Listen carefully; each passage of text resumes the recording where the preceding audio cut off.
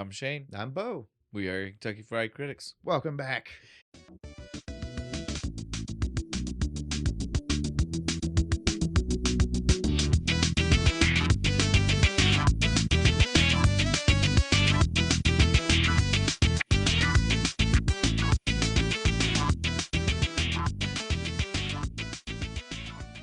Here we are. You guys know how this works. We're here for you. Episode 26. Yay. 26? I'm pretty sure it's 26. Did you go double check this time? Yeah, 26. I'm just going to... It's okay. One day, it'll be just ingrained natural muscle memory. I hope we'll so. know what number we're on. Well, again, or just one day we'll remember to buy like 2 years worth of calendars at a time. So that way we'll even be covered for our laziness and we'll get the hang of it, and then we'll go to season 3 and throw the whole fucking thing off. So yeah, I mean, again, I'm pretty sure, I'm pseudo confident. Episode 26. I have faith in us. Okay. Might just be the Dutch courage, but I have faith in us. All right, but yeah, here we go, guys. You know, we're doing Dead Poets Society. Yay! And we have the absolute perfect beer for this, don't we? We have New Holland's Brewing Company's The Poet, an American Oatmeal Stout. We finally got a stout. We got a stout. It has been since what, Christmas? Something like that. Something like that. It definitely been a while. And that one had like. We'd surprisingly been doing like lagers and ales. And you're like, for as long as we've been doing it, I don't know if we had done that many lagers or ales, and we kind of had a lot. And then we had the malt liquor. Yeah. For a nice real twist on the Somebody at work was like, why didn't you do St. Ives? I was like, we thought about it because in the movie. But we were like, at the same time, we also got to do a fancy craft beer version of which malt honestly liquor. Was probably better than St. Ives. I've never had it. Yeah. Well, again, we know you've never had any other malt liquors. That's true. That was like the whole episode. If you haven't seen it, go watch it. I still want to do. We're gonna find another movie to do Mickey's with, so that way we can. Have there's Mickey's. Gotta be something. We'll find something. Yeah. There's gotta be some like house party movie, right? Yeah. Like, I'm what's the one with Seth Green? He's got the goggles. Can't hardly wait. Yeah, that one. Yeah, I love that one. Surely, there's a Mickey's in that movie somewhere. Yeah, I mean, we got that's also got Has it got the song Mickey in it? Oh, Mickey, you're so fine. We can do that. I doubt it's got that. That's an excuse. It is, but I doubt it's got. I mean, come on now. That was like in '96. I mean, come on. What is it? Bring It On or something? Yeah, one of those cheerleading movies. But yeah, that movie also has our kid from Dutch in it. He's the main character. Oh shit, Can't hardly wait. Yeah. Because he's also Mark in Empire Record. Again, I know. Yeah. We didn't do Empire. I know we do. Stop it. I'm the one who did the record shop for High Fidelity instead. I know. I'm the one who fucked it up. I'm sorry. I'm the one who wants to do Empire Records, and I'm still the one who fucked it up. Come on, leave me alone. What he doesn't know is I'm actively working against him. No, you're not, though. You've already told me you want to see, especially when I started like name dropping the cast to you and stuff. You're like, well, God, man, I can't believe I haven't watched this. And now I can't watch it because I want to save it for the show. I get it. There are some we've definitely mentioned movies sometimes where we're like, I definitely want to do it for the show. Where I'm like, all right, I can't watch it now. I gotta wait. They put Inner Space on Hulu. Dude, there's tons of dope old movies that have been dropping on all of the platforms lately. So upset because I was like, oh, we talked about that on the show one time. Now I can't watch it because I want to do it for the show. There have been a lot, dude. Suburban Commando. Yes, it's on Hulu and like Tubi and everything. It's on everywhere. Like 3 different places. All right, we gotta stop. We're getting way off base here. So like we said, though, we're doing Dead Poet Society. Obviously, you guys know us. You probably know why we're trying to avoid it a little bit. Again, the beginning part of the movie, fun ride. We're gonna have a great time. Great. Just if you're like gonna Phoebe this, just stop at the 1.5 hour mark. Boop, again, I get it. It's poignant. It's got a heavy message. Yes, it's a message that needs to be said. It really does. It really does. We don't need dads like Red Foreman. I mean, Kurtwood Smith. I mean, Mr. Perry out there. He is the president of the goddamn Federation. Get it right. We don't need him out there doing these things to kids, for sure, right? Like, I mean, we can all agree on that. Commander of the Crinim. He's fucking with the time. Why is he always an asshole in everything he's in? He's good at it. That's why. RoboCop 2. What's his name in that? I don't remember. Yeah, he's an asshole again in that one. Again, I love Kurtwood Smith. It's good. Yeah, I love him too, but man.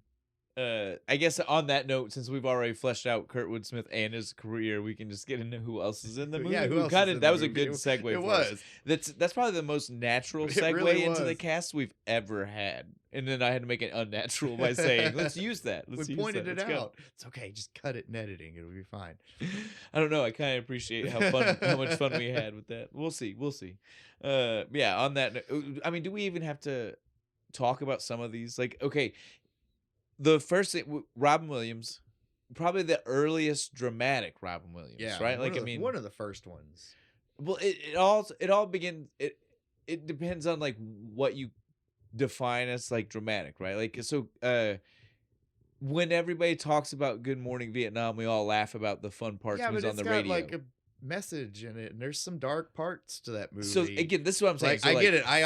I do it too. I forget. I'm just remembering the Good Morning Vietnam and the fun radio songs and dancing around the studio. Yes. So like I said, teaching English to that's a funny ass scene. It all depends on like your definitions, right? That's mainly my point here. And so like, but this is definitely one of the ones where there aren't really quotable funny moments, not per se. Right, like there are things that will make you chuckle when he's doing. Yeah, them. But it's like a deeper message behind it. He's just using because he's making it relevant to these. He is actively kids. teaching. These are literal good lessons kids should listen to. Yeah, like these are good. Scene. Yeah. Oh no, all of it, dude. Like the conformity part. Yeah. Marching and shit. Yes, so many good lessons. We'll get there. You guys, we don't even need to keep doing that. But so yeah, this is one of the first Robin Williams, like, where showing Hollywood off was like, oh fuck, he can act. Showing off his skill set. On that note, I will mention, as I've already told you, when you look this up on IMDb and other places, and you're finding this out, not the original person to be John Keating. There was also going to be another director, and the other. Who's the other director? Do you know? I don't remember. Well, no, I do remember one because it was also the same person who was going to be Keating. Really? Dustin Hoffman.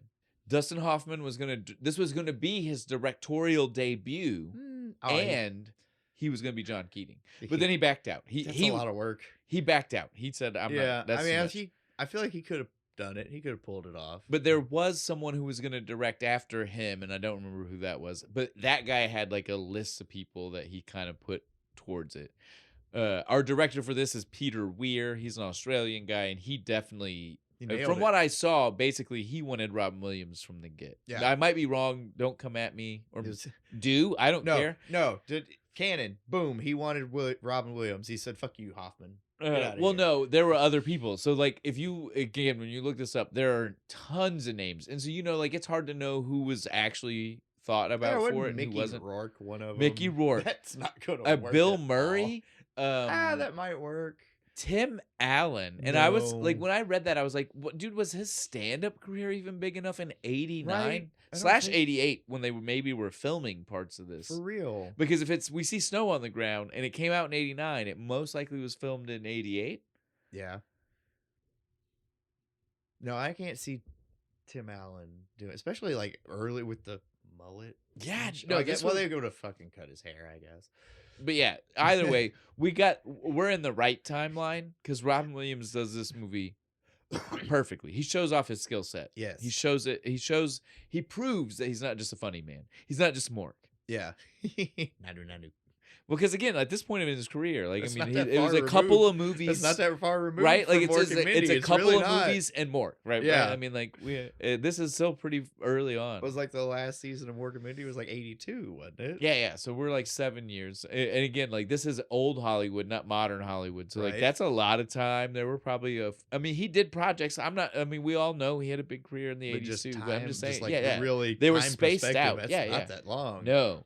So yeah, like he's still people definitely were still seeing his movies and being like, I can't believe they got Mork for this movie, right? Like that was definitely for sure.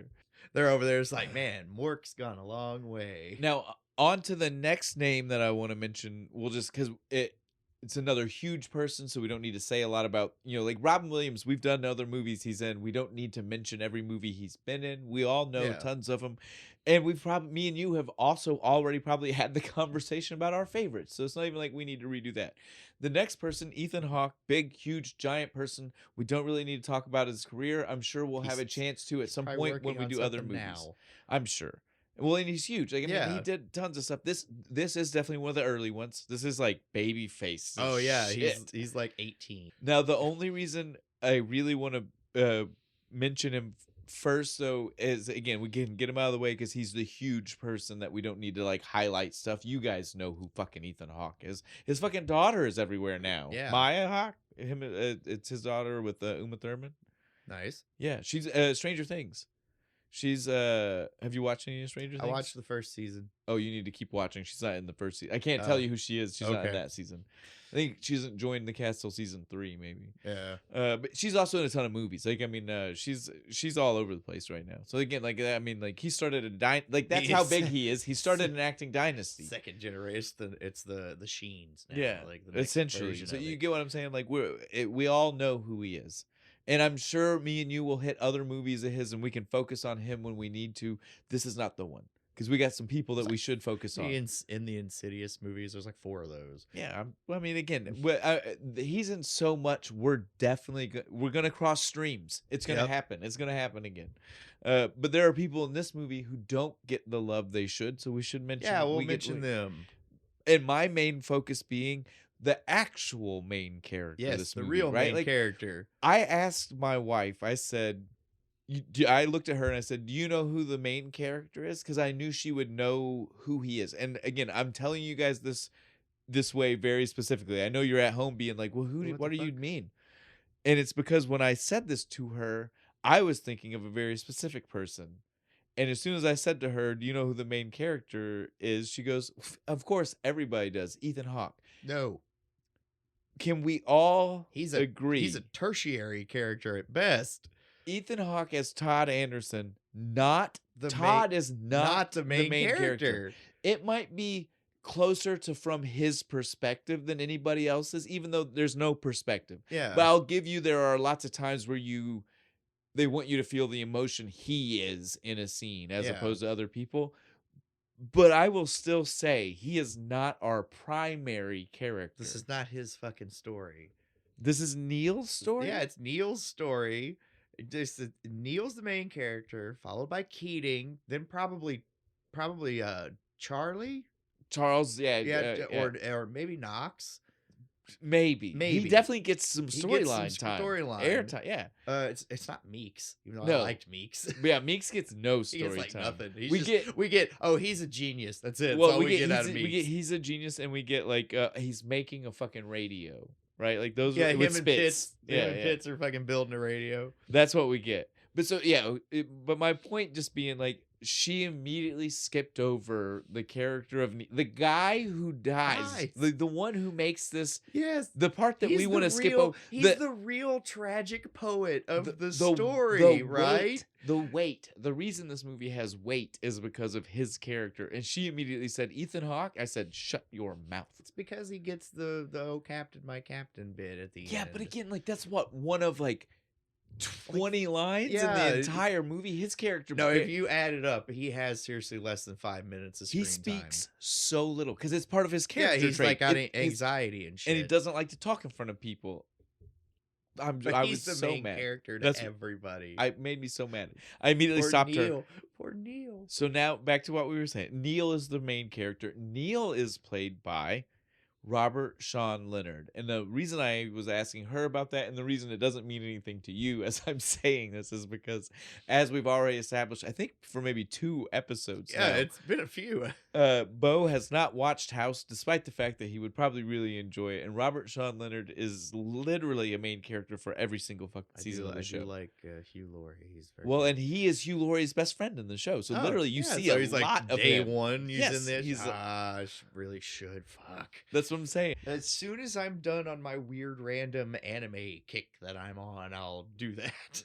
So yeah, Robert Sean Leonard he's Dr. Wilson on House. He is and he's Mr. in a lot of other things. In the 90s, in the 90s he was in a lot of different things. Like, you know, he but like so the same kind of things like that Ethan Hawke did, like, right, you know, like it was on the edge of like mainstream / avant-garde, because that was kind of the scene in the 90s. Like, you didn't as this teenager / 20-year-old, like, you know, like, you didn't automatically jump into the mainstream movies in the early to mid 90s. You kind of did a lot of those weird, like, mainstream movies in the 90s were kind of kind of held up with like Arnold Schwarzenegger. The problem here is he probably didn't always end up Tom Cruise. He didn't probably always end up in the best ones. Well, I mean, they got, so he was in, like, for instance, he was in Swing Kids. Have you ever heard of this movie? Sounds like you'd enjoy it, right? Swing Kids. It's like it's like him dancing. Yeah, it is, and it is about swing dancing. Nice. That's awesome, right? Swing dancing in Nazi Germany during World War II, which I'm sure is going to get you in trouble. They were Nazi soldiers, I want to say, or maybe Hitler Youth. That doesn't play well now, does it?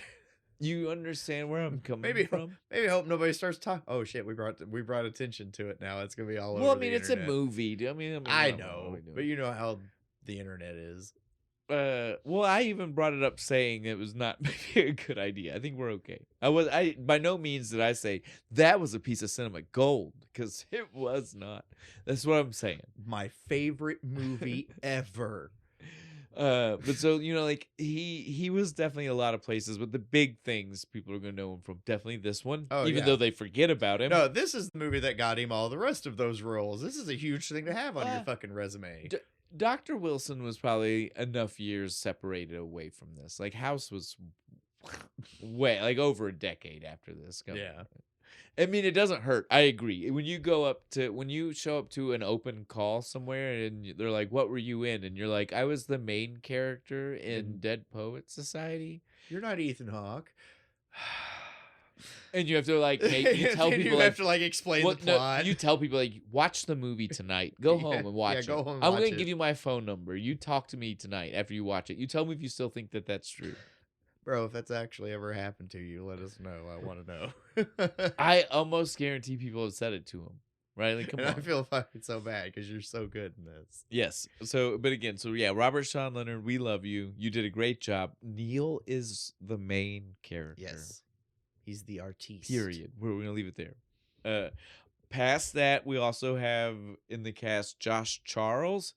He was Knox Overstreet. That's such a cool name. Fucking name, dude. What is that name, man? I don't know, but I like it. I like his nickname that Charles gives him. He calls him Noxious. Dude, well, I don't know. That's the fakest fucking name ever. And they all act like it's so casual. Normal. They're all so casual with it. His parents are actually like the dukes of some kingdom, and they don't want anybody to know, so they gave him this bullshit name. But yeah, so that's maybe, dude. Right. I don't know. But so Josh Charles, in case you don't remember, we've already done a movie with him in it. He wasn't huge. Hang on. He's not a giant character in the movie. Do you want to know you want a hint? It was also set in the 50s. Holy shit, I just realized that. Or maybe the 60s, but a totally different vibe, different. Yeah. It wasn't this, right? Like, it was totally different. Is he in The Graduate? No. Damn it. What else have we done? It's a musical. Oh, is he in Hairspray? Yes. Oh my god. He's one of the. Is he the kid? He's with one the of hair. He's one of them. Shit, I almost knocked my headphones off. He is definitely the one you're thinking of. Yeah, he's like the gold jacket. Yes, yes, that's him. That's Josh Charles. That's nice. Knox Overstreet. Totally. I mean, kid's got nice hair, right? I'd have cast him for it. But yeah, I think that's like all he does in the movie, right? Go watch our Hairspray episode. He also, though, is notable for. I mean, he's been in and out of like Hollywood, big different things. Yeah. But our fans for sure would know him from "Don't Tell Mom the Babysitter's Dead." We've not done that, we need to. I'm not. They're finding a drink for it. Yes. Is the thing. Well, I mean, I'm sure we can do it. We just like work off the word dead? Maybe? We can find something. Trunk. trunk. Yeah, right? I mean, we if we really want to, we can. We just haven't really put our minds. We got a 6 degrees of Kevin Bacon or whatever. It is. But so it's we can get there. But yeah, he is the clown burger boy. He's the one who drives the truck. The one who works at the drive-thru. Yeah. The one that the love interest. In the movie, right? Like that's him. He is also. This is maybe not going to hit all of our fan base, but I definitely watched some of it. He is in a it's The Good Wife, which I know sounds like a show. Oh, that's a TV show. It's like a legal drama is really what it basically is. He is one of the lawyers in that, which is funny because that's what Knox is going to be. Supposed to be a lawyer? It's the joke that Neil constantly makes to him. When they're like, "You won't tell off your dad," and he goes, "Me, future banker and future lawyer." Yes, he was the future lawyer. Yeah, so it's very funny. As fuck. It's very funny. It's one of those amazing coincidences, right? I was right. It is a bullshit name. His real is in The Good Wife. That's his real name, because his family was just too important. Just a split. Yeah. It is actually a continuation of this, right? Secret sequel. The Good Wife. I'm down for it. I'm totally okay with it. All right, so now do any other characters show up on the show from this movie? I've watched a bunch of it. Cameron show up or something? I've watched a bunch of it and I couldn't tell you for sure. Anybody know? Comments. Because at the time I wasn't in the mindset to think. That would be too coincidental, right? Well, at the time I wasn't in the mindset to think about it. You know what I mean? Like I was just it went in my head. It's like, dude, I watched The Good Wife like 5 years before we started doing this podcast. Yes, it was definitely I wasn't in the headspace to think I should be paying attention to it. But those are, I would say, our biggest people in this movie. Like once we start to move away from those cast members, well, at least in our core group. Yeah. Well, Charlie Dalton, Charles Dalton. He is played by Gail Hansen. Not a guy I know from a lot. Really? Do you know him from that much? No, I feel he was so good. I feel like he would have been in other shit. I mean, he's probably in other stuff, but I'm just saying, like we like personally don't know. Yeah, I can take a look. Can we look? Yeah. I like Charlie. He was one of my favorite characters. Go shout him out. Hashtag Charlie Dalton. No. Nope. No. Damn. Well, you were good, brother. No. Tag him. Well, but he does have very interesting things that I planned on saying about the guy. If that helps you, Bo. So, it does. It makes me feel a lot better. So he, although maybe not a name that everybody's going to know, is also a guy who is literally a decade older than the rest. So he was like 28. Damn. When he was playing 17-year-old Charlie age, man. Dalton. You didn't look a day older than anybody else. I bought him as the same as everybody else in the group. I did not have any issue with that. Yeah, that's Ethan Hawke looks older than everybody else. So that's the one thing I'll give the guy. He's got that going for him. He got to keep the part after they found out about it because again, that's what everybody said. They were like, he is he's that guy. He's what we need. He's got it. He's nailed it. Man. Way to lie your way to the fucking top, brother. Well, and then the reason that we can even skip past a lot of these next characters, they're not in a lot. And I would say their screen time's not that big, right? Like, so not really. They're just kind of like the other friends. Cameron is the one that gets the most. It's because he's the shithead, but he's still not in much. Yeah, I know. Right? The redhead, so that way everybody knows who we're talking about. Looks like Shermanator's fucking brother. Yes. That's Dylan Cussman. Again, we'll give you guys, if you guys want to look him up, you'll have the names. That's what we're doing right now for you. But then we've got Stephen Meeks. I'm going to butcher this. This name, wait, Allelon Ruggiero? Allelon. Allelon? Alalian. First name. Last name, Ruggiero. Ruggiero. Not two R's. I'm just going to call you Meeks. Ruggiero? You're Meeks from now on. Forever and forever, you're now Meeks. I am not ever going to try and pronounce that name. So, yeah. I don't know what Eastern fucking block country you came from, but that's a lot, brother. It's crazy. Then we have Oh, give me 1 second. James Waterston. Is it Pitts? That's Pitts. Well, because that's like our only one that was left, dude. If you do the math, that's the only person we had. He is like 8 feet fucking tall. He is a head and shoulders taller than everybody. Massive. Every time he's in the cave, he fucking hits his head. Yes, dude, he's massive. We've already mentioned Kurtwood Smith, so we don't need to go there. What's funny is he very little screen time, but he steals every scene. Yes, he does. The only other one that we should mention is Mr. Nolan. You know the like headmaster or whatever the fuck. That is Norman Lloyd. He is known for St. Elsewhere. He was one of the doctors in St. Elsewhere. It's an 80s it's the one that everybody jokes made every TV show after it. Because have you ever heard this theory? No. There's a kid in it who in one of the last episodes he's like making a wish and he's looking at a snow globe, and when he looks into the snow globe he sees a shitload of other CBS TV shows and like they exist. Or he sees St. Elsewhere actually existed in his mind inside the snow globe for the 8 years it was on. But the thing is, almost every show on the network did crossovers with that show at the time. So everything on TV was just and everything else had done crossovers with all of those shows because it's just how TV worked at the time. And so like, due to the way that crossovers work and mean that if it means that St. Elsewhere existed in that snow globe, then it also means XYZ existed in the snow globe, which also means that GFI existed in the snow globe. So all of the 80s TV sitcoms existed because this little boy dreamt it into his snow globe. And so he was a doctor on that show. And then he utters Rosebud and it falls from his limp hand and the universe is destroyed. So that's why we have to mention Norman Lloyd. That's a smart joke. Yes, it was. But that's why we have to mention Norman Lloyd, because St. Elsewhere is it has its place in pop culture. It's why we got General Hospital and ER and all that other is very true though too. He has also been in one episode of Star Trek: The Next Generation. As who? Professor Galen. Oh, wait, hang on. Oh, I know that one. I don't ask me. I wasn't looking that up for us, dude. Oh, we're good. We're good, dude. It's okay.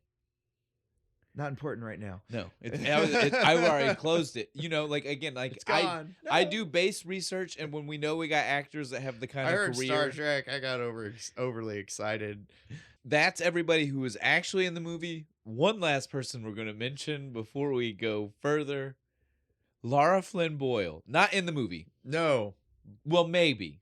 For 2 seconds. She was on set. In the background. She was in the movie. Oh, yeah, you told me about that. She was you gotta, in the look movie. For her. Well, and she was in the movie. They filmed all of her shit. She was a character who was in the movie. She's in the credits. It's Dan Barry's sister, right? Yes. Chet Danbury's sister. Who, if you pay attention, I do believe she's mentioned a couple of times. And I think the idea Jenny Danbury. Yeah. I do believe the idea was that they were gonna have Chris try to set Knox up. You know, like when he showed up to the party, like that was gonna be the joke. Is that like. She wasn't excited for Knox to call her. She was excited because she was like, I've got the perfect... Now you can keep her entertained while we're having this party. She's like going upstairs. She said, like, oh, Jenny's around here somewhere. Yeah, exactly. And then, but they decided, probably for time, because it's already 2 hours. So they were probably like, this was before it was okay to have a 3-hour movie. So they were like, we don't need the extra scene of him turning down Jenny Danbury. And that's all fine. But what's the problem with all of this? I don't know. They kept her goddamn name in the credits. They didn't tell her till the day of the premiere. We so cut she was all of your scenes. She was about to go to the premiere, and they said, by the way, we cut them all. Don't show up. They said that. They said, don't show up. I feel so bad for her. That's horrible. Especially since this movie was like big. This was a huge success. Yes. Lots of awards, all that shit. It's horrible. Fuck, man. But she's in the beginning and in credits of this fucking movie. It's bad.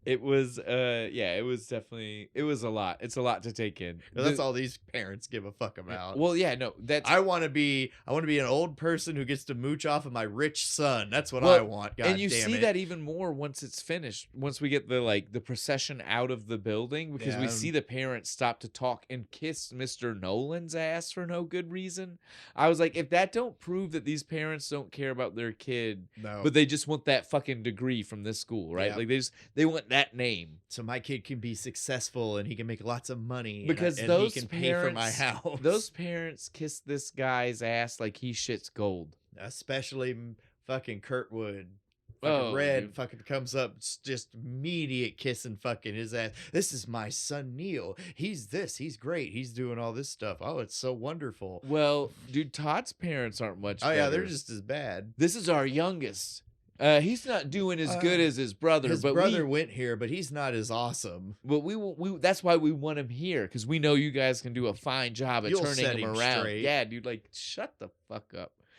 I'm glad we didn't get to see some of the other parents, because goddamn, like I judge those two sets of parents enough. There's one parent that I like. It's the one that's talking to like the school doctor for like the kid who's always sneezing and shit. He's like, now make sure he takes this one and this, and if that doesn't work, try this one. And like that guy actually gives a shit. Well, that's what I was gonna say. Like, so yeah, once we leave the building, we see this montage where we get like that, and we get a couple of the other things. Every other kid is literally so scared they're crying, dude. Right. I get it. Like some of those are like, go here. I know that one's like a little kid, but you see one who's clearly like a senior or something. And he's just still kind of like, why are we doing this again? I don't want to. It's just bad. dejectedly sitting on his trunk while his parents drive away. It's like it's off in the back of the shot, but I saw it. I was like, oh, that poor bastard. It's horrible, dude. But that gives us our segue to see Todd meet Neil. Yeah, right? They're going to be roommates. They're roommates, and it's so funny. He's like, "Yeah, my brother went here." Oh yeah? And he's just talking to him. He's like, he says his name. He's like, "Oh, you're that Anderson." So I guess his brother was king shit on campus, but we never hear a thing about him ever again. No, we do. Oh, really? When he gets into the room and Meeks introduces himself.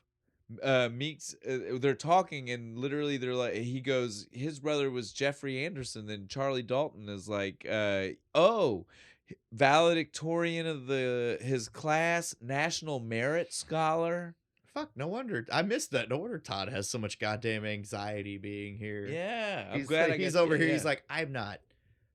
My brother has a high standard. Yeah, I'm not living nearly as smart as my brother is. Well, he wanted to again. Remember, like Neil, even during that like walk to the room, he even asked him like, "Why are you coming here? Why'd you? I thought you had," because he was at another preparatory school. It just wasn't this one, and that's even what he says. He's like, "Because it wasn't this school. That's what my parents wanted me to do." A little bit of a cheat. He kind of, it's like senior year for these guys, right? I don't know if we're supposed to know for sure if it's junior or senior. I don't know if they've told us, because like you can't judge by the classes, because they would have been in some weird higher level classes than what a normal high school student. We didn't go to prep school. Yeah, well, again, like like I don't know what level Latin they were in. The only thing I can tell you is it wasn't their first year, right? And the reason I can tell you that is just because, again, after the Latin teacher keeps pronouncing shit wrong, and it bothered me. He overpronounces the M every time. Well, I mean, it's acronym. Do you think he's actually a Latin teacher, though? He's an actor. He was doing the best he could with what was handed to him. If they didn't give him a dialect coach, I don't expect him to know. For his one scene? Really? They didn't pay a guy? They didn't pay a dude to come in for that one scene? This movie is awful. Isn't that how the internet works? Is that not what I'm supposed to do? I threw your whole thing off. I'm sorry. No, you're fine. I realized that we jumped over the introduction of John Keating. It's a movie about John Keating, and we left. It's in the assembly part, right? I forgot. Not that that's very much. I mean, we're not really missing anything. He kind of just stands up, gives a bow, hi everyone, sits down. The old English teacher retired. Yeah, but we do technically meet him before the first day of class, and before they depart to go to their rooms, right? Like, so I mean, we should give justice where it's at. Yeah, on the way to the room though, like we can see that Neil is that guy. Neil's a cool dude. Cool dude. He knows everybody. On the way him. to their dorm room, he is literally like stopping and like shaking everybody's hand and like this. Yeah, we having study group later. Yeah, you know it, buddy. Yeah, Neil is king shit, dude. Like for sure. I mean, I like the vibes he get because he doesn't seem like a pompous. No, he just like, everybody genuinely likes Neil. Yes, I love Neil. From the get. Like, I mean, as soon as the thing starts, you're just like, this guy seems cool. I would like hang out this with guy, Neil. Right? He gets to the room. Fuck, dude, I hate Cameron from second one. Second you meet him.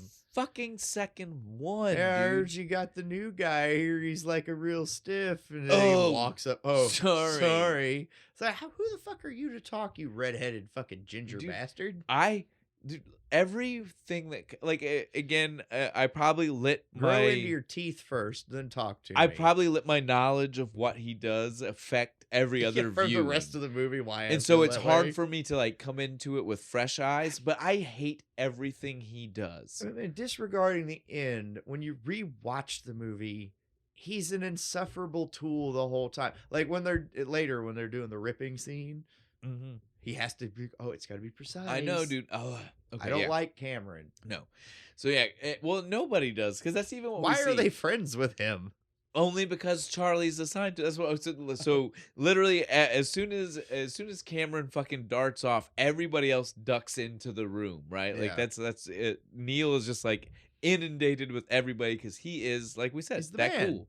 And so it's Charlie and Meeks come into the room, and that's when they're all talking. That's when we get the Charlie knows who his brother was. Is during that little like sit down powwow. This fucking lights a cigarette. But we find out also that Cameron is only friends with anybody right now for this year, as far as we can tell, because he is Charlie's roommate that year. Because that's like Neil's like he was saying something to Todd about how Charlie's he's like born with his foot in his mouth. He's always a problem. Yeah. And they were like talking about study group, and he was like, "Oh well, he asked if we could include him too.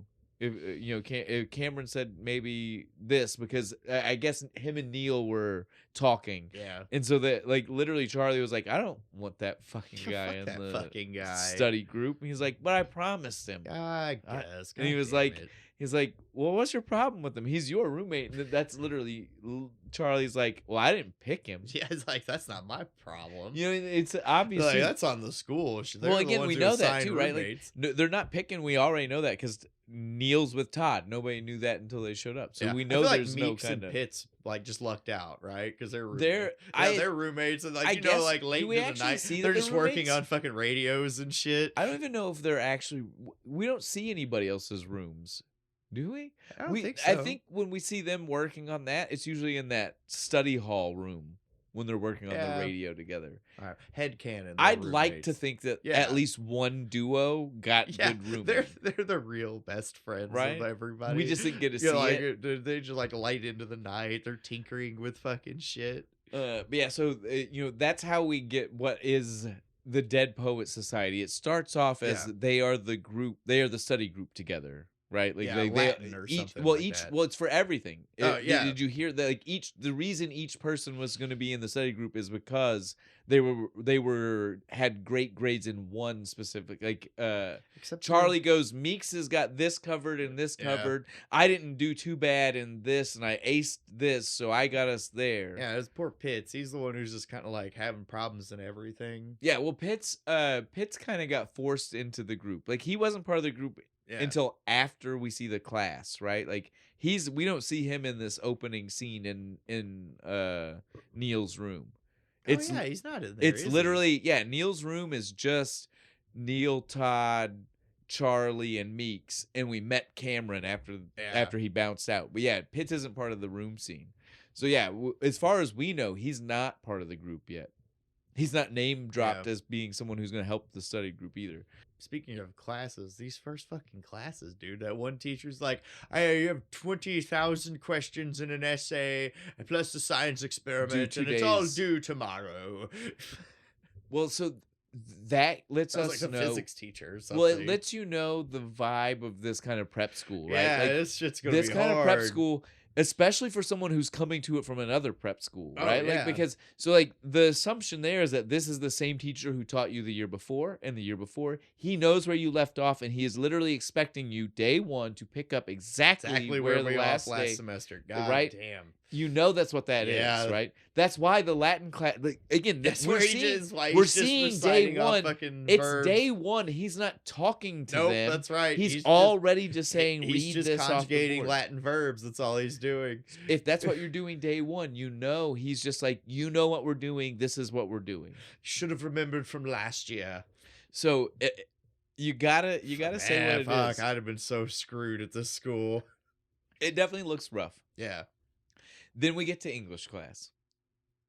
I fucking love this, dude. Do. Keating walks in, kind of just coughs, and walks right out the door. Doesn't look. He barely even addresses that there are kids in the room. He's whistling fucking Bach or something on the way out the fucking door. Like, he just acts like they're not even there at first. And he gets out and nobody's moved, and he backs his head into the. Well, come on. Let's go. What are we doing? They're all like, what? Where the what? And they go out to like the trophy fucking room with all the pictures and shit. Yes, dude. I fucking love this scene, but it is a little bit flawed. But I love this scene. He takes them and he's like, guys, we need to aspire to be bold, to live our lives, to seize the day. You see these people in front of you? These people have already done that. Yeah, they were just like you. They had ambition, dreams, all this stuff, but they're all dead now. And I promise you, their dream for you would be that you continue and seize the day. Right. Carpe Diem. Carpe Diem. Right. The creepy whispering bit. Carpe Diem. Zombie style for the last one. I loved it. Carpe Diem. Suddenly it's a Romero movie, well, right? Suddenly you cut and Robin Williams is a zombie and he bites Pitts on the throat. It's really just that suddenly the director said, all right, Robin, now's when you can freelance a little bit. Do what you want. Tell me what your vibe for the scene is. And that's when he did the zombie one, when he was like, Carpe Diem. I just realized we need to stop for a second.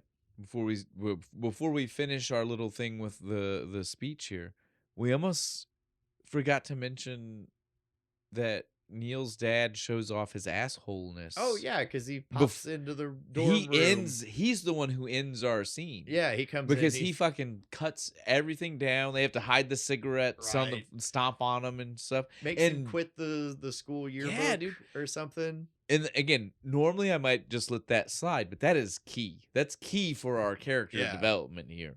Yeah, he totally just made a unilateral decision. Oh, you're taking too many extracurriculars. You need to drop this. Oh, and because I have your whole goddamn life planned, and you're gonna fucking follow it, or I'm gonna bash your fucking head in. He was the assistant editor. Was it too much? Sorry. No, that sounded about right for the scene. Really, that's how I heard it in my head. But yeah, I mean, dude, like Neil was the assistant editor. Like, you have to work your way up. That's some bullshit. That looks so good for like Harvard or something. Why would you make him cut that? Some absolute horseshit, right? So again, like we needed to make sure we talked about that because it establishes how much of an asshole he is from the beginning. Maybe you don't need to be on the rowing team. No, but that one looks great, dude. He wants him to keep that one. Fuck that though. I agree. Dumbness abounds. There's only one shot of that even being a thing. It's like him and Cameron. Yes, I know. On the boat. I know. It's like, okay, but so now we can get back to our speech in the lobby area. Carpe Diem. And my problem with it, because my problem with this is he tells them they're all dead and gone. Mm-hmm. We've already established the school is roughly 100 years old. Yeah. 1850, the people we're seeing pictures of, probably not 1850, right? Yeah. Maybe 1870? 1880, 1890. Something like that? Yeah. You would say? 70 years ago, max. So they might be anywhere between 60 to 80 years old? Fuck, Mr. Russell still works here. He's the janitor. Mr. Nolan is roughly that age. He's not dead. He's right there. And I'm sure the implication is that he's an alumni of the school, right? He literally, it could be his classmates they're looking at. They should have been way older pictures. Or just the nameplates, right? Yeah. Like, or something. Like hand-drawn. Fucking like, like I want portrait like pictures. Civil War version pictures, But what we were looking at, I don't know if I agree with him. Those people were necessarily dead and buried. No. I feel either. Like that, especially the football team. I was like, yes. Like, wait. I feel like when the scene football wasn't even really a thing. I feel like when the scene started written, they like forgot the 89 versus 59 of the like when it was filmed and when it was set. Yeah. Because in 89 those people were dead. Yeah. Those people were dead and buried. Definitely dead. In 59 it's maybe a little bit more questionable. So they're old. Yes. Maybe some of them they're old and feeling puny, but they're still kicking. See, yeah, if he would have said some of them are dead and buried, I might even not even have the problem. But he definitely said they're all dead and buried. The prop department made a time error. Something happened, dude, for sure. This is also when we get the first utterance of "Oh, Captain, my Captain," but it's from Walt him. Whitman. It's from this is when he says it. Every time after this is the students. But this is when he tells them. He goes, "Oh, Captain, my Captain." Do any of you guys know where that's from? Walt Whitman talking about Abraham Lincoln. You can call me Mr. Keating, but if you're feeling daring, you may call me Captain, my Captain. And they're all just kind of like, okay. They're what the fuck? Yeah, dude, they're all like when class is over, they're all leaving. They're like, well, that was weird. And fucking Neil's like different. Yeah, or he's different. But he says it like interesting. He goes different. He's totally into it. Yeah, no, that was and Charlie fantastic. was too. Charlie was too. That was the thing. Like the Neil and Charlie are the two who are like diehard on board with Keating and everything that comes out of his mouth. They're the real from day one. Like like they don't have to be convinced. Like I would say Meeks is on board, but he had to be convinced. He's definitely still like part of the group. He would never do it by himself. Neil and Charlie are the two that even if nobody else would have said let's keep doing this, little prompting on they would have done it by themselves. Yeah, right. Like this could have been. Eventually, they would have gotten to doing the same shit. The duo of them would have done this without anybody else being. As soon as they graduate, they're just like, you know what?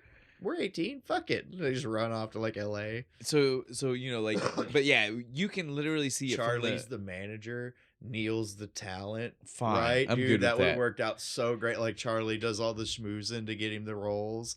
Like I said, you can see it from that very first moment of interacting with Keating. Though could have been those two are the ones that are just like, this guy knows what's up. Yeah, he is talking to us in a way that these other adults don't trust to speak to us. Yeah, they're like, no, sit down, drone. Just repeat what I tell you to repeat when I tell you to repeat it. He also, though, the other thing that is important to point out, in a way of trying to make sure they all understood that he can speak to them on their level, he referred to to Welton as Helton. Helton, right? Like or Melton. Melton?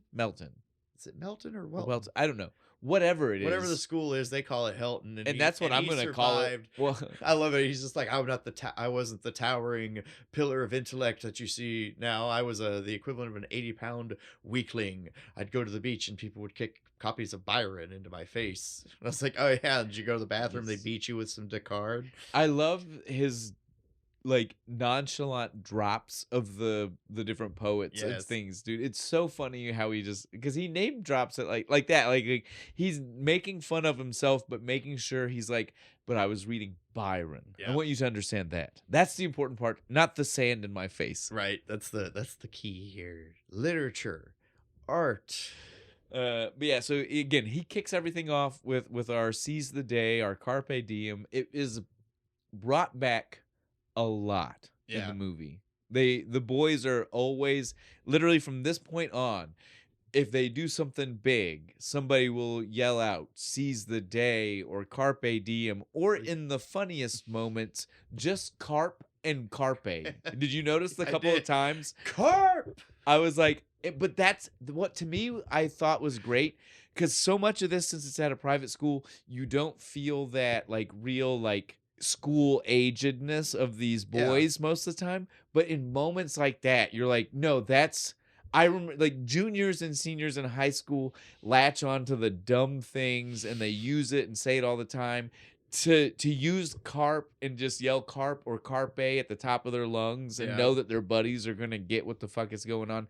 That is a very real teenage boy or teenage thing. Joke. Yes, dude. Like it felt more real when we got those moments, right? Like it was just like that's so good. But yeah, this is their new mantra is that they're gonna be seizing the day from now on. Carpe diem. And then Knox has to go to the dinner, right? Well, and this is one of those things I'll say about the movie. The transitions between class and like dorm life is like hard cut sometimes. It's just boop, we're in the shower, everybody's getting run. We're having study group. Nah, man, I gotta go over to the Danberries tonight. Who? What the fuck for? My dad knows them, they're alumni. It's good for my resume, I guess. Something like that. You know how our whatever. I gotta do it. Neil with the realest. Go suck this old man's dick to get a job. Neil with the realest advice about all of it. Sounds like you're gonna have a better meal than the rest of us. Yeah, nothing like some Helton hash brown. Yeah, like you're getting it good. Why are you upset? And I was like, that's real talk. That's real talk. Is it corned beef hash? Because I do like a corned beef hash. Yeah, but the schools is probably bad. It'd be mushy. Just because it's a food you like doesn't mean school does it justice. You got to remember they're cooking for like enough Tabasco. Well, no, they're probably not even giving them, the poor bastards. They probably don't have salt. No, come on now. Well, no, this was the 50s. No, this is the 50s. They gave them all kinds of condiments. This is before the health fucking movement. Yeah, it's true. I mean, they were have all the salt, and hot sauce. It was probably crazy salty already, and they got to put more on top. This wasn't like what we dealt with in school, and it was a private school, so it was different. I mean, there was a chef. To sneak your hot sauce into the school. It's like, ooh, we're gonna have tacos on Tuesday. Bring in my taco sauce. But yeah, so then we get to see him go to the Danbury house. The teacher that has to be the chaperone. Right. But is he a chaperone? He literally just drops him off.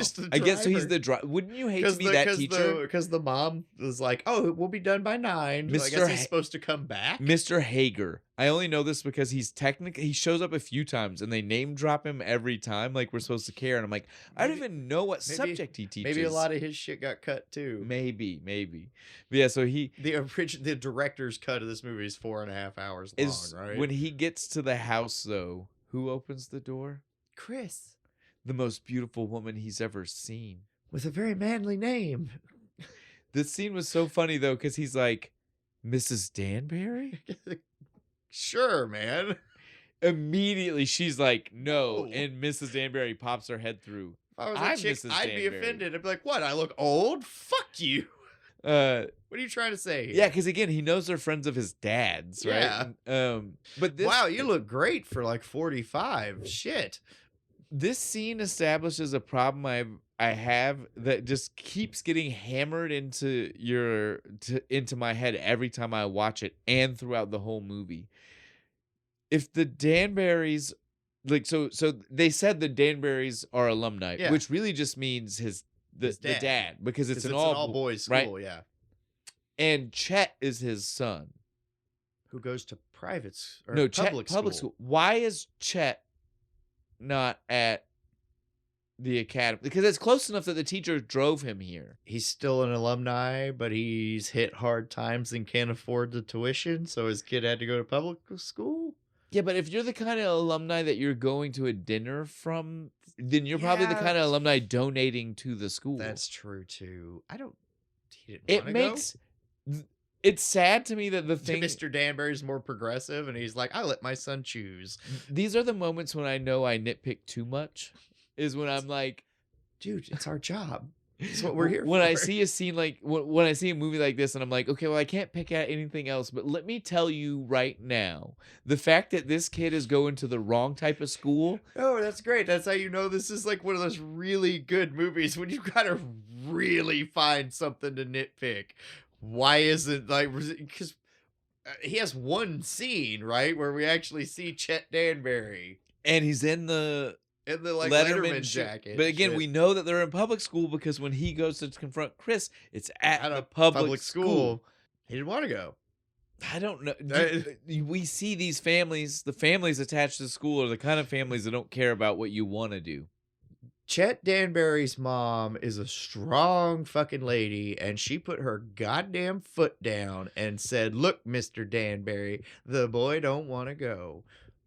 We get to see absolutely none of this. There's no football program at Welton. He ain't going. But that's not true. We see there's all kinds of active sport programs at Welton. We literally see them. That's true. Never mind. Their football team sucks though. they're like tier 3. Once this is finished, but again though, they're sending them to Ivy League, and Ivy League schools still do all right for fucking sports programs. Nobody's going to Notre Dame though. What Harvard's football team? I know nothing about football. I don't either. I said, Bo, you're putting me on the spot, and I actually can't answer this. Fucking Harvard's could be like, Harvard football is awesome. Shut up.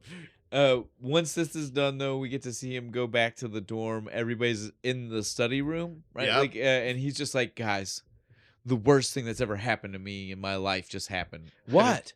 I met the most beautiful woman, and I think I'm in love. And I'm like, Neil even hits him with it. That doesn't sound bad. What are we talking about here? It's devastating. My life is over. She's already with someone.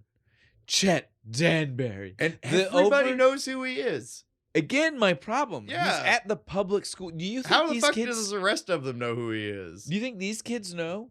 No, because this public school and this private school aren't playing each other in sports. They're all huge football fans, man. Maybe they go Red Bears. Maybe they do like special games. Like you know what I mean? Like what are they? Exhibition games? Yeah, exhibition games and shit, right? Like that's something. Like it's not ranked, but it might be. Because they're in close enough. Yeah, because they're right next to each other. You know, the public school kids need a confident win. We might have figured this out. Maybe we now know why they know who Chet Danbury is. We just had to discuss it. It should have been in the movie. It really should have been. But again, the director's cut of this movie is like 4.5 hours long. Well, I think the problem here is that in '89, the people who were distanced from the 50s were the larger part of the population, right? And so they understood it when they watched the movie. It made sense to them. To us, we're like, that's so desperately far away from where I am. How did they understand? How did they do that? What were the rules for that? I don't get it. I want to go back in time. We're gonna do Pleasantville, right? Man. Get a real 50s feel. Yeah, so this is the point, though. Again, once we finish the little... Well, okay, while we're in the study lab, I have to point this out. It's when we get the radio. Oh, yeah, because Pitt's in there. He's got the little, like, thing, and the teacher comes in. That wouldn't be a radio, would it? No, it's for a science experiment. Radar. Yeah. See? Teacher bought it. Well... Could you distinguish that though? Because think about it, radar at the that's true. At the time in the 50s, it definitely would have been echolocation somehow. With radio waves. Radar was only like 15 years old. So if you're doing like echolocation with radio waves, it's definitely that you're gonna hear that staticky sounds. Noise. That was perfection. Right. The teacher just looks at him and is like, I can't really argue with you right now. Beautiful. Yeah. Once we leave our little study group. Study room, and it is, I don't understand how the rules would work for the study room like this. Like, think about that. Like, how many kids are going to the school now? They said over 100, right? Yeah. How are there multiple study rooms? Is it like Hogwarts? They have houses. Because think about it. Like, we see them at one table, and there's definitely like 5 other kids at a different table behind them. There's not more room for other kids. No, this is a small room. Even if you block that out like 2 hours a day at different times after classes are over, it seems like not very much time. Should go by like class, like you got like the younger kids have their own, and then like because they're like seniors, they have their own little special I hope so, because at least then with that small a student base, it's feasible that you could break down the study hall. 4 of them, and everybody gets their own. There's only I was about to say, if you're doing that, there's only 4 groups of 5 or 6 like these people, right? So you could totally do that, because that's like 25 kids per grade. Viable. Well, even more than that, because these those kids in the beginning were definitely like 12. 12. Yeah, the one that was physically crying. He was 12. I don't want to go here. So this is like shut up. Middle school, high school. His mom basically smacked him in the face. Shut the fuck up, you're going. But yeah, We can leave that. Yeah. We're maybe going a little too in depth on the private school at this point. Once they finish up the study group, we get to see the next day of Keating's class, right? Yeah. This is the class. This is the one. Other than the fact that oh, Captain, my Captain. Is the thing that we all think about. That was like an introduction. This is the actual class. This is the class where that he really connects with the kids, right? And we're gonna read shit. Well, he's gonna write shit on the chalkboard. He says, "All right, I want someone to volunteer to read me these pages, right? The introduction to the book. That's we're not even the real book. Yeah, just the introduction. The guy who helped compile the stories that we'll be reading." And what his opinion of poetry is. Yeah. The essay portion of like what it means to be poetry. It is I wrote it down. Oh shit, did you? It is Understanding Poetry by Dr. J. Evans Pritchard, PhD. Oh. Well, fuck, of course. How does he break it down? He breaks it down into a goddamn mathematical equation. He fucking does. There's a chart even. I love Cameron. He's like writing down everything so precise in his notebook. And as soon as they're done, Keating's just like, bullshit. Excrement. He says excrement. I swear if you look in the background, don't quote me on this because again, despite the fact that since me and you have watched this maybe a couple more times than other movies, even than other movies we've done, we might have watched this. Fair. Again, people can watch they can pay for Patreon if they want to know why. But this one definitely, I didn't notice until the last time.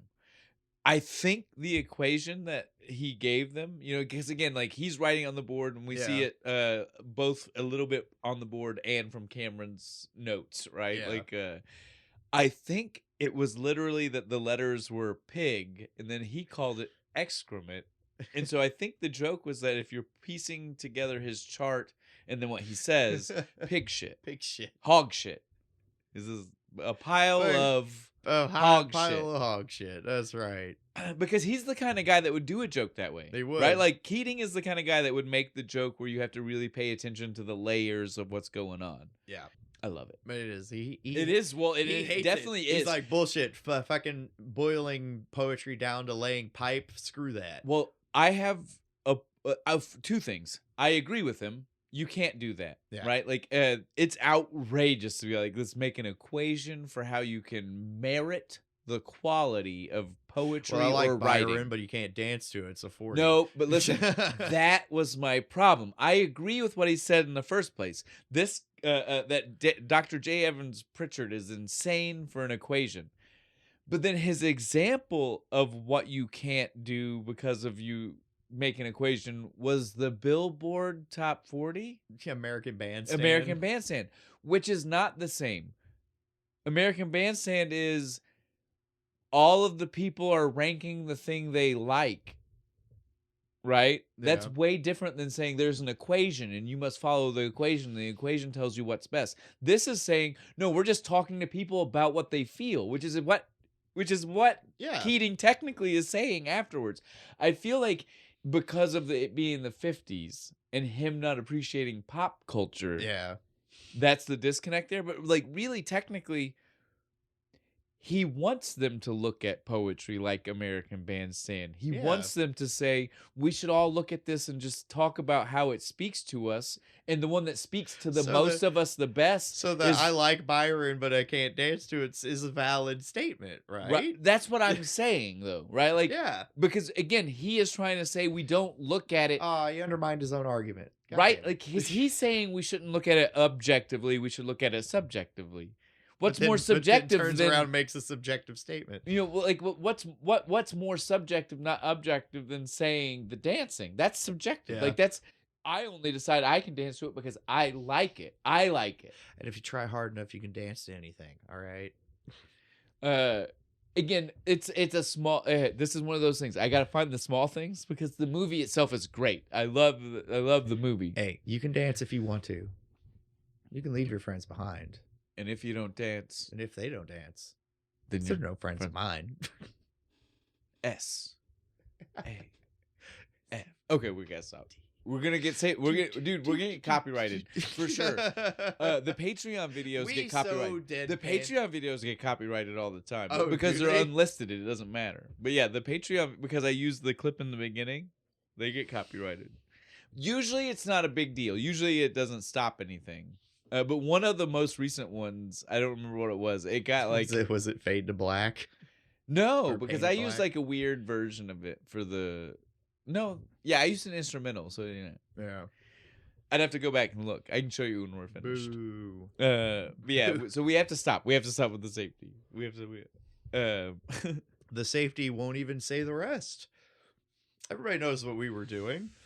But yeah, so I have a problem because I feel like Keating lost it a little bit right there, right? Yeah. Like, I don't think he said the things he thought I don't think they meant the things he thought they meant.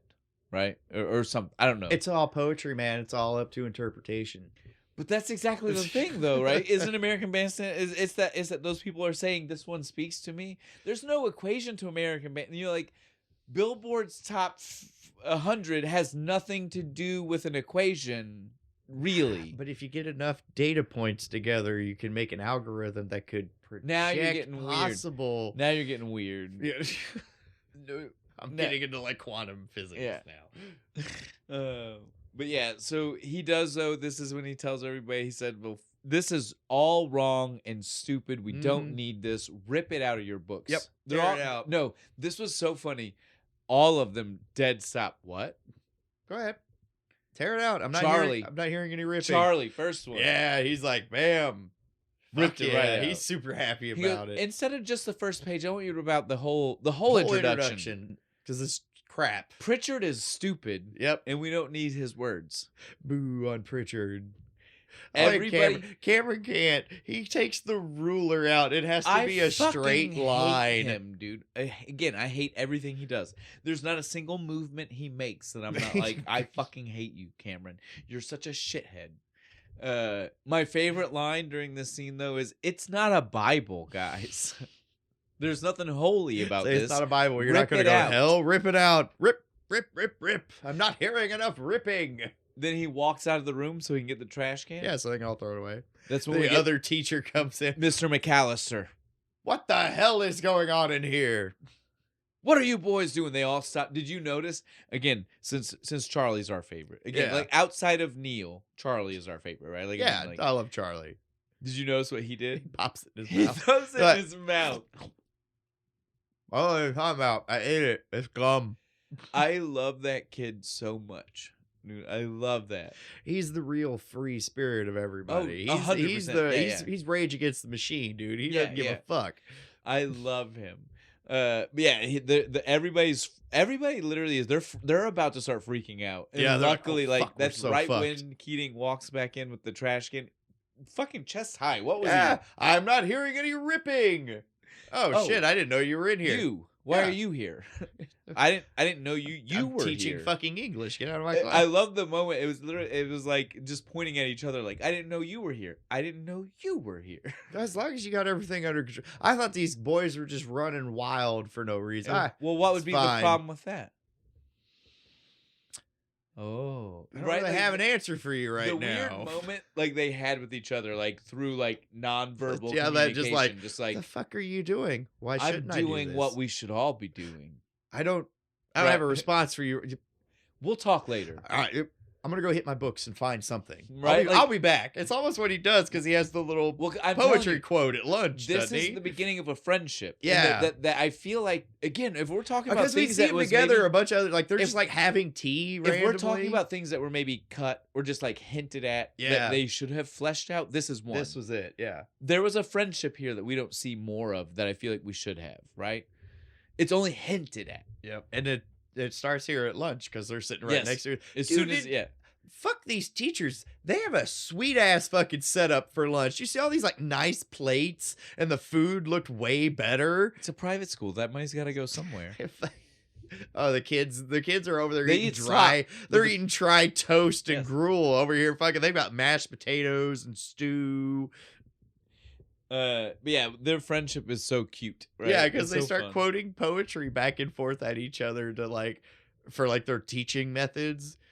Because McAllister's like, you shouldn't give these boys free thought. Like, they're 17. And Keating's just like, yeah, but isn't that what the fuck we're here for? But in poetry form. Mm-hmm. No, I loved his little thing. And then literally McAllister says back to him, who said that? Keating. Oh. Is it like Thoreau or something like that? He's like, nope, Keating. He's like, nope, that's all me. That's and good. I don't remember what he said, but go watch the movie. It's really good. Well, again, it's more about their friendship. It doesn't matter. Yeah, that's where it starts. They have this kind of like, oh, because Keating's like, oh shit, you poet, and he's just like, yes, I poet. I love the way you said, do you poet? Yes, I poet. Well, that was... It's a shirt, right? That's a shirt. That is a beautiful line. Yes. Do you poet? Yes, I poet. No, and we do that. We do you poet? Yes, I poet. And then we put at the bottom, paraphrased Dead Poet Society. Yes. That way people are like, what? When was that said? And we're like, no, that's why it says paraphrase. That's why it says paraphrase. Summation from Bo Cracker. I love it, dude. I love it. That's so fun. Oh, when I hear this, I'll make sure to write that down. I want that shirt. Dude, that's going on the set. That's right? Merch to add for throwback to the begining of all of this. That is definitely set. Yes, I poet. That's set dress for sure. Yeah, dude. Oh man. I don't even remember where we were now. Well, we were dealing with them. We were dealing with them in their friendship, and that's where we got that from. But we do, before we move away, we skipped over one of my favorite lines. It's not important. It wasn't. It was just the end of that scene. Yeah. It was when he tells them, like after the guy came in and after McAllister came in and stopped class. That was when he pulls everybody together, and he was like, "You guys remember, we don't read poetry." What is it? I got. Give me a second. We don't read and write poetry because it's cute. We read and write poetry because we are members of the human race. It's my favorite, dude. That's a good one, dude. Tell me that's not a good one. I'm gonna cry just for a minute. Just give me a second. Well, again, the only reason I wanted to stop and say it is because this movie really is full of them. It's got a lot of like deep lines, and that. Did you imagine like 89? Like you grew up just watching like Mork and Mindy and shit, and then you watch and you see him say words movie, like and you're just like, Robin Williams is a fucking great actor. You hear him say words like that with the weight of and that. You believe it and you feel it, and you're like, I want to do that. That's what I'm saying. These movies where you're just like, am I humaning wrong? I feel like I'm humaning wrong. Like we said, they had the two teachers have their friendship moment, as we already addressed. Again, all of it basically being about around free thinking and teaching these kids free thinking. McAllister still being like, I don't know, free thinking is what we should. This was a little bit, but not too much. Well, he was like, he was like, free thinking is fine for older people. We shouldn't do that for when kids. They're 17. No. To me, I'm like, shouldn't free thinking be a younger man's game? No. By the time you're elderly, you're in the system too long to really freely think. That's the whole point. That's the point. You're only allowed to free think when you're so beat down and used up by the system. And your brain can't think outside the confines about it. Right. Anymore. Like you can't do anything about it. You're old, so you think whatever the fuck you want. That is the system is of no has no use for you anymore. That is what that's true. That is that's kind of what the point of the movie. Oh God, it's 1984. Fuck. This is though the point where they finally track down his yearbook, right? This is the kids are like, let's check out who he was back then. I've got his yearbook. Look, he was a badass. Well, this is funny though. That's a real picture of Robin Williams. No, from him in high school. Remember, this is high school. That's right. They're in a preparatory high school. That is a real Robin Williams high school yearbook picture. Not that that's really that cool or interesting. It is from today's point of view because today we would all just movies would de-age and fake a picture, right? We're just sand out some wrinkles. The funny thing is though that in '89 it would have just been standard practice. Robin Williams brought that to set one because day. he knew they needed it. Here's my high school picture. I know you need that for that scene. Because that's how it would have worked back then. In '89, there was no faking it. They would have just said, give us a real one. There were barely computers in '89. 1999. So it's one of those things. Internet was in its infancy. It's like a weird fragment of history, right? Like today we would never do it that way. Photoshop it now. Definitely, they would take the real picture and still just Photoshop tweak it. Yeah. If anything, they still wouldn't put your actual real yearbook picture. No, fuck that. If I'm ever an actor, you can use my actual yearbook picture. It's great. But yeah, like you said though, when they're looking at the yearbook, they're like, "He's a we're wrong." Like they looked like they thought they were gonna find something to be like, "He's just a nerd." He's just a nerd. But they find fucking Poindexter. I didn't catch the name of it, but he was in some other kind of like the Dead Poet Society is a fraternity, right? Yeah. Like it's funny. The next scene, he literally says it's not. It is. Yeah, it got disbanded, right? Essentially, the new administration didn't like. But he was also in some other that. Fraternity that obviously was accepted and most likely still around. Because as soon as they said the name of that one, they were like, "He's a badass." Yeah, right? He's like, "I'm most likely to do anything," like the thing on his picture.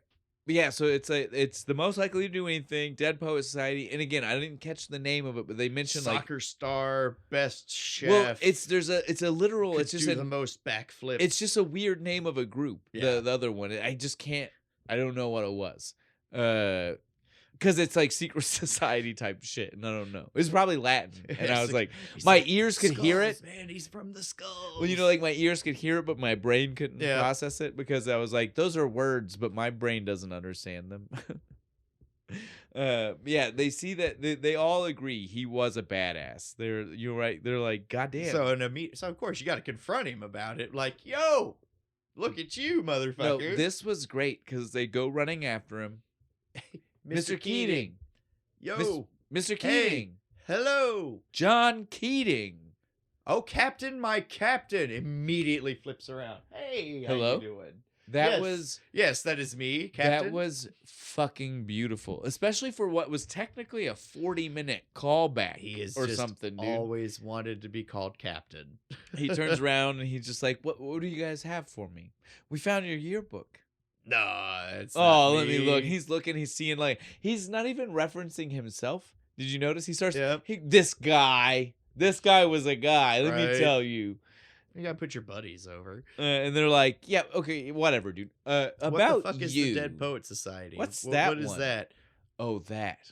Can you boys keep a secret? I don't think the current administration would like that one very much. As soon as he said secret, they were just like, yeah, secret? Cool, what is it? Well, see, it was a group of us guys. We got together. We'd suck the marrow out of life. You know what I mean? It's a quote. Sounds a little gay. We're not some Greek fucking society, man. We were dudes and we read poetry and everything, wooed women and created gods. Remember, we weren't just dudes. Yeah.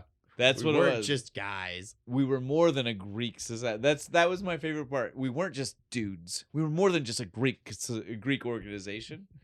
But what's funny is he says that, and one of the things I've found while doing the research for the movie, Greek organizations love to show this movie to incoming pledges and stuff, because it is apparently an accurate allegory for how Greek organizations were met in universities in the late 1800s when they became big. That they were looked at the way this school looks witchcraft.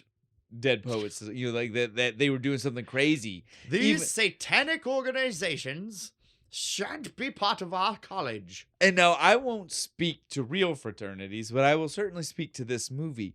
These were kids just being kids. Yeah, right? no, even like when we see we'll get there and we'll get to the details. Neil is all about it. He's broadly, like, let's go. We're gonna do this. But broadly from this moment, like without getting to detail, right? Like, yeah, we'll get into the real depths of it. But like everything that we see them do is just dudes being dudes. Just they're sitting there smoking, telling ghost stories. Just because they decide to put titty pics. Just because they decide to put a name. Yeah. Above I hung out with a group of the same 5 or 6 guys, and we probably did roughly a lot of the same things. Yeah. Just because we didn't call ourselves the Moorhead the Moorhead D&D club or something stupid, where that makes it different. I don't understand. We didn't have titles, so we weren't official. There weren't even titles for anybody. Like the club had a title, right? Like did anybody? Todd keeps the minutes. They're keeping some kind of record. I guess. Just because he doesn't want to read, just give him something to do. I guess we got way ahead of ourselves, but yeah, the It's boys. The gist of it, though. Yeah, the boys talk. They're all about this dead poet thing. They're going to do it. Yeah, they know where the cave is. They barely even know what the hell he was saying. It was really about, right? And it's funny because I even think he has romanticized it, right? Like, yeah, a little bit because like the whole like we created gods and shit. Well, not even that part, but I just mean like there's no way it was even as deep as he makes it sound about the poetry part. You know, him and his friends did the exact same thing, shit. right? They like, just because, like again, showed up and smoked. You get a bunch of teenagers jokes, into a fucking cave, ripped on each other. Again, like this is my point. Like these are teenage boys who, again, have probably at this point only been to all boys school. Say what you want, I bet you that puts them behind, not developmentally, but socially. Like they're probably going to act more like 12-year-olds. Yeah, because they don't know how to act around like other people, right, who aren't their age. And so, like, I promise you, you get that group in of any age, like guys. That's what's going to happen. Yeah. They're gonna tell ghost stories. They're gonna what we see here. Yeah, right? When like, they do their first meeting. So they leave and they're like, we're definitely doing this. We see them. It's funny. Neil says he knows where it's at, but then we see him get the map and he's like trying to second guess himself. They're and like, I was they're like planning a whole op in the middle I was like, of their maybe class, he doesn't right? know where it's going, right? The teacher's even over there, like at his desk, like, what are you boys doing? It was the driver teacher. It was the driver teacher. Oh, was it? Just the one that drove him? Mr. Hager. Dude, his office is dope as fuck. Did you see all the guns and cool weapons and shit? So again, Mr. Hager is always the teacher whenever it's scenes like this. He's also the one who they see later and they're like, oh, we should probably not talk about this because that guy, that's Mr. Hager again. It's always Mr. Hager. Like it's always this guy. If it's not Keating, 80% of his shit got cut. If it's not Keating or McAllister, it's fucking Hager. I'm telling you. I'm putting it out right now. I want the director's cut of Dead Poet Society. I want the 4-hour 4K HD fucking long run shit. Let's have it. Listen, when they finally make the break for it, two things I have to say. One, I felt very Toy Soldiers. With them sneaking out. With the way they're running through the woods and shit. I was like, this feels like when they snuck to the basement. Right? I love that, like, but why secondly, do they have, like, wizard's robes? No, that was exactly, that was what I was trying to say. Fucking Hogwarts, they're like, got these hooded robes and shit with wood toggles and shit. The second thing I was going to mention was 100% that, but I was going to say, like, it's so funny that the school has apparently provided them with the piece of clothing they needed to sneak out of their rooms into the night. Pointed hoods and all, right? It was like perfect secret society robe. My God, I laughed. Because you know that's where it came from, It's right? my favorite shot in the whole thing when they're running through the woods and stuff, all like... You know that those came from the school, right? Yes. That's the beauty. You know those were like provided by the school. The school provided them the perfect thing for this. And they fucking wear them throughout the whole fucking movie, dude. Like anytime it's like a little cold, here come out these hooded robes. So fucking love it. But yeah, they on the way we even get like classic teenager moments on the way, right? Like they start fucking with each other. Boo, the way to scare somebody. I am the dead poet. Yes. Perfect, dude. Guys, over here, I found the cave. This is the moment where you see, like, regardless of the fucking structured fucking environment they've been put in, they're just kids. Yeah, dude. Stop treating them like they're not kids. They're me kids. And my friends did the exact same shit in the woods. You'd find up on Lakiji, there's a crack in the wall of the fucking cliff. You can go in. It's like a good 30 feet back, and it comes out into these little chairs. And if you go there on like a full moon and you wait, the moon will eventually come in through the crack and light the whole thing up. It's dope. I remember being 8 years old and being by some woods that had a cave. Like, again, like this is just kids. Like, again, it doesn't even matter what age kid you are.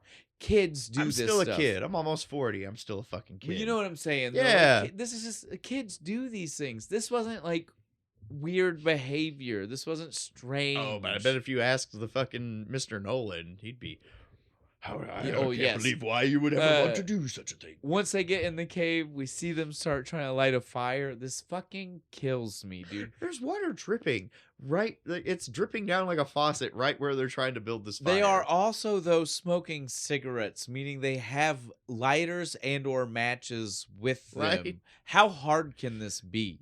They're not, they're not, they're not rubbing a stick they're not striking flint. They're rich kids, man. They didn't grow up in the woods like we did, you know? This isn't even a woods thing. If you have lighters and or matches, this is just like anybody should be able to start a fire. Oh, man. But they do eventually give up. They don't even get it lit. I love it. Neil finally just says, "Stop it, whatever. Let me read. Let me get this started." He reads two seconds later, lights a cigarette. Well, he reads the Marrow speech, right? Yeah. Like that's how you kick it off. Oh, we forgot about that. The book. No, you're right. I'm glad you mentioned that because the book is one of those weird things, right? Super weird.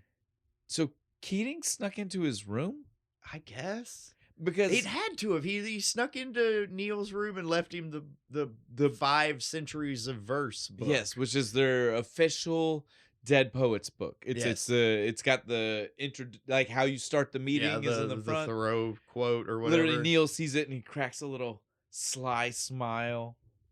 Oh, so are their dorm rooms not locked, or does Keating just have like a teacher key? No, that'd be weird. And he can. No, that'd be too weird. It was the 50s, man. I don't care. That'd be too weird. But that would imply that they all have that. That'd be too weird. Every teacher has a key. Too weird. Oh no. Too weird, dude. That was the 50s. Too weird. Weird time, man.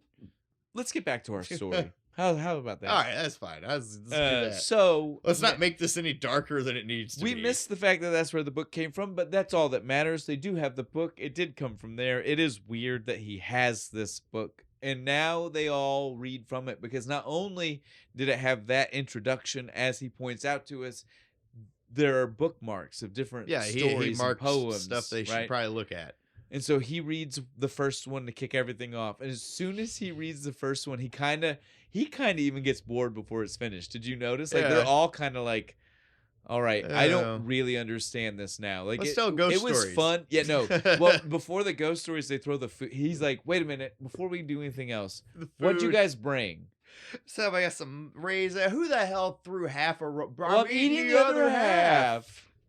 You want me to take it back? Get it the fuck out of here. I love that the raisins go down and we start to get a raisin conversation. Somebody's like, nobody likes, I like raisins. Shut up. Oh, cookies. The cookies came out and immediately interrupted the raisin talk. It was so much fun. That was a 10, real teenager. But you would do shit like that. Well, again, I already pointed out, I feel like them being in an all-boys school like this stunted with a small student body. Yeah, that's true. Would stunt their development to where they are kids. Yeah. Kids, even at 17. Yeah? That's true. That's fair enough. So I feel like this is a very kid conversation while they're throwing the food down. Then the fact that it devolves into ghost stories, fucking like literal flashlight into your face style ghost stories. They do the first one, he gets all the way through it, and then like Cameron starts to tell it. They're like, and everybody's just like, oh yeah, the guy with the hook and the thing and the teacher and shit. Yeah, I love that story. It's like I've heard it before. Like no, dude, I told you that. No, story. I learned that story when I was in the 6th grade at camp. Bullshit! Shut up! I told you that story. It's dudes. It's perfect. All you dudes listening, and you know what the fuck we're talking about. It says dudes because the next part is Pitts reading a limerick. A fucking limerick, dude. I hate my wife and slit her throat and all this other shit. He even stops and he goes like because they were already laughing. He goes, guys, there's more. There's like, hang on, there's more. We don't even get to hear the more. That's the funniest part about that limerick. But again, I love that it was a dirty limerick. That was the thing that drew Pitts in. Pitts said, like, there's all this profound poetry in this 5 centuries of poetry book. But I found a dirty limerick. I picked the fucking dirty one.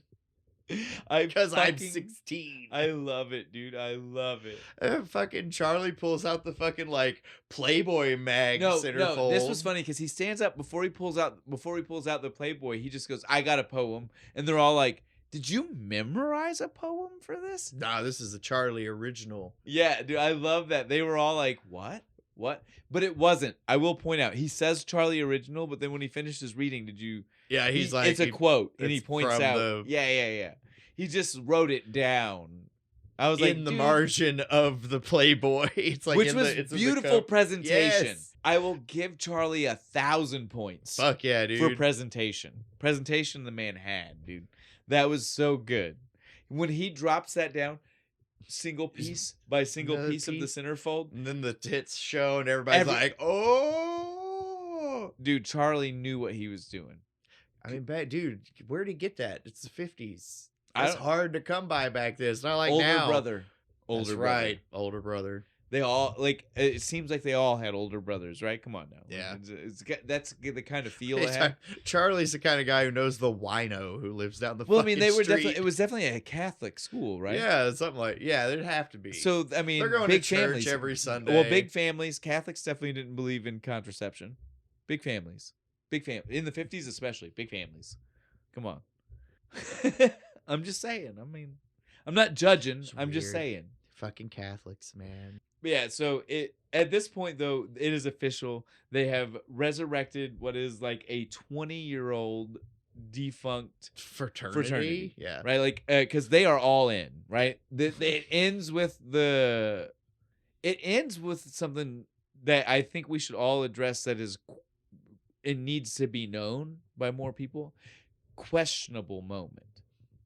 When, and again, I know we all love Meeks, and we don't want him to be the one that brings up the questionable moment. He's got rhythm, at least. He turns it into a little rap. So, do you know what this is?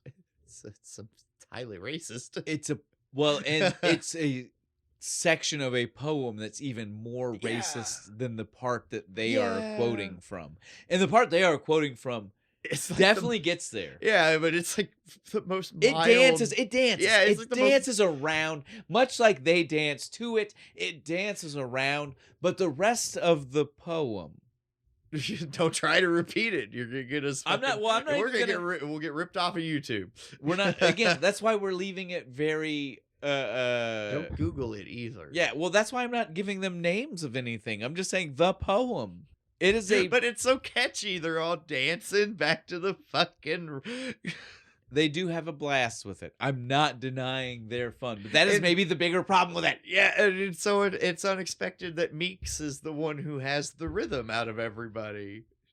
Well, he's the Rickroll guy because he's got the red hair and shit. He's just like, never gonna give you up, never gonna let you down. Maybe. The next thing we see is another again, like we said, hard transitions from these moments to class. On right? the classroom. So now it's class. This is the are you a man or an amoeba moment. You know, again, like we want to talk about quotable scenes. This is one of those scenes.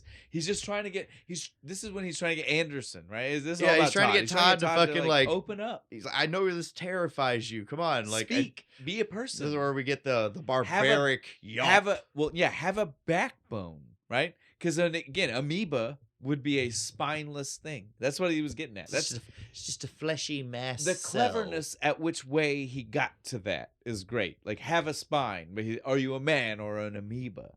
Beautiful. Makes him come up. He's the Walt Whitman quote. I release my barbaric. No. We're not there yet. That's way later. You're jumping. This is the Shakespeare.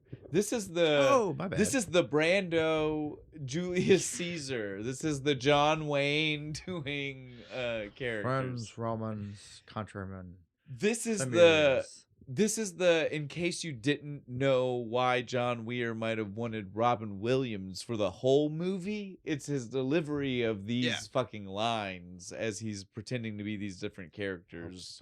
It's okay. Well, again, like it's just there are different moments in a classroom. I mean, it's easy to see how you can get them blended in. But yeah, this is where he proves to everybody that Shakespeare. You know, this is Shakespeare. He's like, I know you guys all think you know Shakespeare. You think you know this, but he's like, but what about if I told you, Brando as Julius Caesar, and he does his imitation of Brando, and then he's like, again, he makes the joke about, he's like, how about John Wayne? John Wayne never did it. That was just him doing. Is this a knife I see before me? Well, then he does. The last one is just him doing the full read through, right? As in character, like a Cockney accent. Yes. Well, like a dog every once in a while. Hey, go Great Pyrenees parfait. Hey, pick your teeth with the pull. I fucking love it, dude. This is why Robin Williams is here, right? Yeah. Like, that's gotta be. This is what Peter Weir thought when he said, "I want Robin Williams in my movie." Chihuahua etouffee. It was man, dude, it was so good. This is the scene that ends with him doing the stand up on the table. This is you got to see things from a different perspective. Yeah, you got to look at life a different way sometimes. Don't just walk off the edge like a lemming. A lemming. Fucking look around, see things. Which is funny since he also made his class do it one by one. Yeah, like a lemming. What are we doing, sir? Know. But then he assigns everybody write a fucking poem, and right before he walks out the door, and he's like, "And Mr. Anderson, don't think I don't know this doesn't scare the hell out of you." This is one of those moments where I tell you, I had mentioned to you off mic that I think that maybe there were more talks between Neil and Keating that we didn't see. This is one of those moments where I feel like that is established, right? Because how else does he know that? Yeah. Because the only person that knows that he doesn't like to talk in front of people is Neil, because he told Neil, I don't want to be part of the group because I don't want to read. Yeah. And so, like, I feel like this is an implied conversation moment, right? Like, because he didn't just figure that out. It's got to be a deleted scene somewhere. I think, again, for like that 9th time, where's my goddamn director's cut? Is Peter Weir still alive? Can we do that? We also see, though, the writing is not the issue for Todd. Because as soon as this ends, we see him in his room. He's writing lines. He doesn't like them, but he is writing. Tell me right now, you remember being in high school having to write fucking weird fucking poetry assignments and dumb things like that? Yeah. Do you remember just being able to write them, but then look at them and be like, that's horrible, and throw it away? I still do. Or would you just go with like the first thing that you wrote most of the time? You better be glad I don't have delete rights over the fucking podcast. Sometimes I'll hear shit and I'm like, no, I really wish I hadn't said things. No. Well, I'm fine with that, but I mean, like, he was writing full poem. That's what I'm saying. Like, if you wrote a full poem in high school, do you think you would have been like, nah, I'm going to make myself do that work all over again? No. Or would you have been like, that's what I'm turning in? That's what I'm saying about this guy. The one kid who's like did the poem about his cat. Yeah. That's me. That's what I'm saying about Anderson is like Todd's he's good and he just won't admit it, which again is totally what Keating figures out about him. Yeah. That's great. Well, Neil kind of does when he steals the poem and shit. He's like, oh, he reads it, but he doesn't say anything. He's like, oh, I'm being chased by Walt Whitman. This though, in the middle of while he's doing that is before he steals it and says that, this is when Neil tells him he's gonna act. Be an actor. Remember, I'm gonna go try out for a Midsummer's Night's Dream. He's like, what's that? It's a play by Shakespeare. Well, I fucking know that. Yeah, but like, how are you gonna do this, man? Like, your dad's not gonna let you do this shit. Well, I'm just not gonna tell him. Bro, can you let me like enjoy this for a second? I've not even tried out. I've not even got the part yet. Can you let me be happy? What do you mean? Can you let me be happy? He was like, can't you let me pretend? Yeah, to be happy. Because Todd, like well, what about your dad? What about this? You're not gonna be able to pull that off. Negative. Yeah. So then they start fight. This again, total kids. Yeah, they have a little spat. They have a game of keep away. They're like, Cameron opens the door. They play keep away with his book. Fucking love it. Pitts comes in with like a recorder. Yes, and fucking having a little jaunty little tune going while they're doing it. Fun times. You gotta have fun where you can have it. Yeah. Right? This is where Knox rides his bike. Oh yeah, he goes to like heels it out to the pep rally. Why? I love that we both. Yeah, that was great. We both said both of those at the same time. I don't know though, dude. To answer your question and my question, I don't know. I don't know why he's at the pep rally. To be weird, because we already said this relationship with him and Chris is creepy. It's stalker. He's a stalker. He's stalking this chick. And I know she'll be at the pep rally. He's proving that right now. I'm gonna go there too. He's proving that right now. He is living his life to the fullest. Being a creep. Sure, buddy. I don't think that's what that really means, but sure. Luckily, at this point, he doesn't talk to her. This was just creepy, like watching her from afar. I guess to let us know he's a creep. Why are we seeing it? Are we?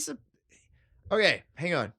We're projecting our modern sensibilities onto something from the past. In 1989, would this legitimately have been perceived as sweet? Yeah. Well, probably. Okay. Think Lloyd Dobler stereo outside the house. But still, that's so creepy, though. But that's why I'm telling you this would be okay. If that was okay, this would have been okay. That's what I'm saying. You asked, I answered. Times have changed. You can't do this shit. Definitely. You really can't.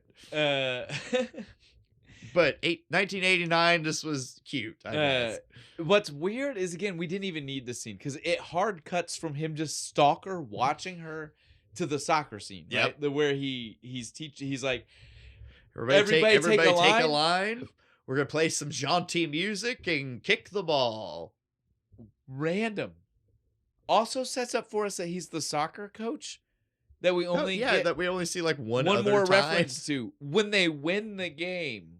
Yay! Because his off-cuff soccer coaching skills are great. He's a unorthodox teacher. The cat poem guy is also in the scene. He's the one who also gives the shit for and he's like, boo. Yes, that's the same guy. Like that is one of those kids who does not sign on to Keating's teaching through the movie. He stands on his desk at the end. He does, but he doesn't. Tell me right now. Yeah, right now he's just like, I don't. He fights shit. him. He's that kind of kid. Like, and again, Keating likes him for it. Probably would have been laughs me. at him. I'd have been him. I'd have been like, I'm not doing your poetry shit.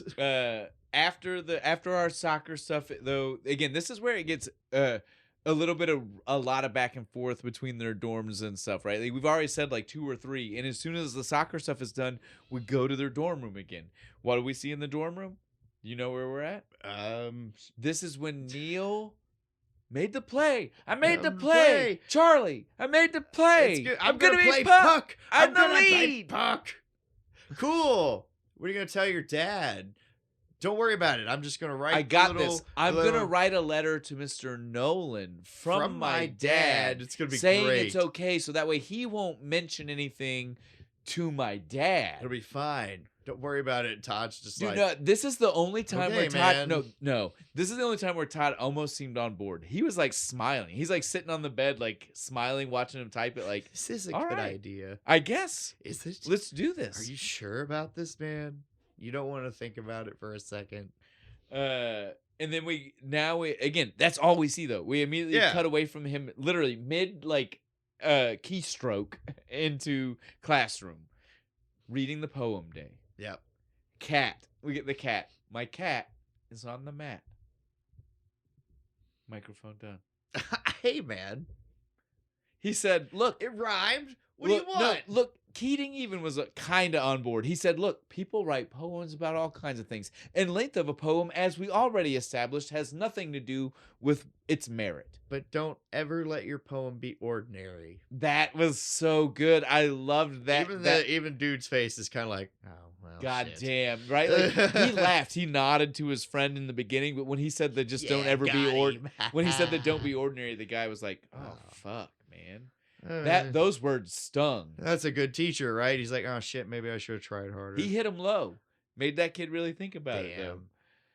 How dare you tear my victory from me, asshole. And then he's walking through the class doing that teacher thing, right? He's like doing I'm going to snipe the kid that looks like they want it the least. That's my next target. Todd, buddy. I want you to do it. Todd doesn't even, he was like, I'm taking the 0. He said, whatever. Like, I didn't do it. Fuck it. Look, again, I want to stop this. We've all been in high school. You know how much you really don't care on an assignment for you to fucking like literally think to yourself, I'm just gonna say it. I don't even care. I'm just gonna tell them, because every other time you'll lie or you'll my dog ate it. I left it at home. You'll piss out a fucking something and just be like, whatever. People can laugh. For you to legitimately do that in the middle of class, I didn't do it. You've got balls, and you really thought about it. You really weighed out your options and was like, nope, this is not worth it. This is the one that's going to turn out best for me, is to say this. Keating doesn't have it, though, does he? This does not work out. No, he's like, all right, cool, get up. I don't know what Todd thought was going to happen, but it wasn't this. Every time I did it, the teacher just kind of grumbled and moved on. Dude, he calls him out. He says, no, we're going to do this. We're going to do this on the fly. Yeah. You're going to come up with it now. Look at this picture head. of Walt Whitman. What's the first thing you fucking see? Sweaty tooth madman. It's good. It's good. Sweaty tooth. I like that. Covers his eyes and starts like go more about this sweaty tooth. Tell me more. Tell me more. And he just does it, and then he just cuts this fucking badass fucking little poem to the point where like Keating even just like sat down and is just letting him go. And everybody, whole class, this was the barbaric yop that we had started before, and the Bo like got way ahead of ourselves for. But yeah, this was our barbaric yop. Come on, man, do it like a man. But he did. He made him angry, and in his anger, he came up with this the blanket over the face, and you fight it tooth and nail, and it's so good. It was, dude. It's a good poem. Fucking Neil's face, dude. Yeah, Neil. It hit Neil real good. This was again like people talk about the movie. People talk about the movie and they talk like these two are friends, and we barely see them interact. But this was one of those moments. We still haven't really seen them interact. That's what I'm saying. This is one of those moments where the connection happened. Like Neil was like, "No, there's something in that kid. Yeah, there's something in that kid that I share." I feel like right after this is when he gets his birthday present, right? It's the exact same fucking like desk set that he got last year. And Neil's just like, hey man, it's cool. Just throw it the fuck away, right? And don't worry, I'm sure you'll get another one next year. I think that might be a little ahead, but it's okay. It was such a small scene; it doesn't matter. It's like one of the only other scenes they have where I know. Again, like I said, and it's so small. It's okay if that was. But yeah, I appreciate everything about that scene. It's fun. It lets them connect a little bit, I guess, about a present that nobody wanted or cared about. Did you notice how fucked up it is that that's a shrink wrap desk set, but then when he throws it, the papers all scatters everywhere? How did that happen? And there were no papers. Where'd the papers come from? There weren't any on the little board that it comes on. They just needed shit to fly through the air. Well, definitely. After this, or maybe before this, I don't know, because again, so many cuts at this point in the movie that it gets a little hard to follow. I think I did the. This was This was after the walking scene where they all march in unison with the clapping. Yes, that's what I was saying. Again, it doesn't matter. It doesn't. I don't. But it's okay. Does it affect anything? Not really. I don't think anything in either of those scenes need to be set up by either of the other scenes. We also we missed the weird 2 seconds worth of the soccer team win that happens in between. But that is literally 2 seconds. I don't even know why we see it. Just to point out that they have a soccer team? Maybe. They do sports here. It's not just nerd stuff. This is also when we get the pipe smoking session in the cave. Oh, yeah. My dad collects pipes. Wow, that's really interesting. God of the cave. And, again, we get some of the weird things that happen here. When Charlie does the saxophone. God of the cave being the little the lamp. They're like, why'd you bring that? A lamp? It's a lamp. Why'd you bring a lamp? No, this is the God of the cave. The saxophone, dude. Charlie kills it on the saxophone. Right? Some jazz poetry here, man. He's even got the little beret and stuff. In the middle of playing, though, is when fucking out of the blue, Knox goes, I can't stand it. I gotta do something about it. I can't stand it anymore. I have to have Chris or I'm gonna die. This is where that nickname came from that you love? Come on, Noxious. Calm down, buddy. No, I gotta do it. I have to. I'm gonna go call her. Carpe Diem. That man is on a mission. He hangs up. He calls her. She says hello. He hangs up. My parents are going to kill me. She's going to kill me. Everybody's going to kill me. I hate this. What am I doing? Calls again. She's glad. Nobody said anything. He's just like, you guys are right. And then calls her back. She's glad he called. Because she wants to set him up. He doesn't pick up on that. Bitch, though. He does not pick up on that. He does not pick up on that. She even, I think even on the phone call, I think says so. Even Ginny. says like Ginny is going to be there and stuff. He's just like, she was thinking about me. I met her one time and she's thinking about me. She was glad I called. Yep. She was going to call me. Sure.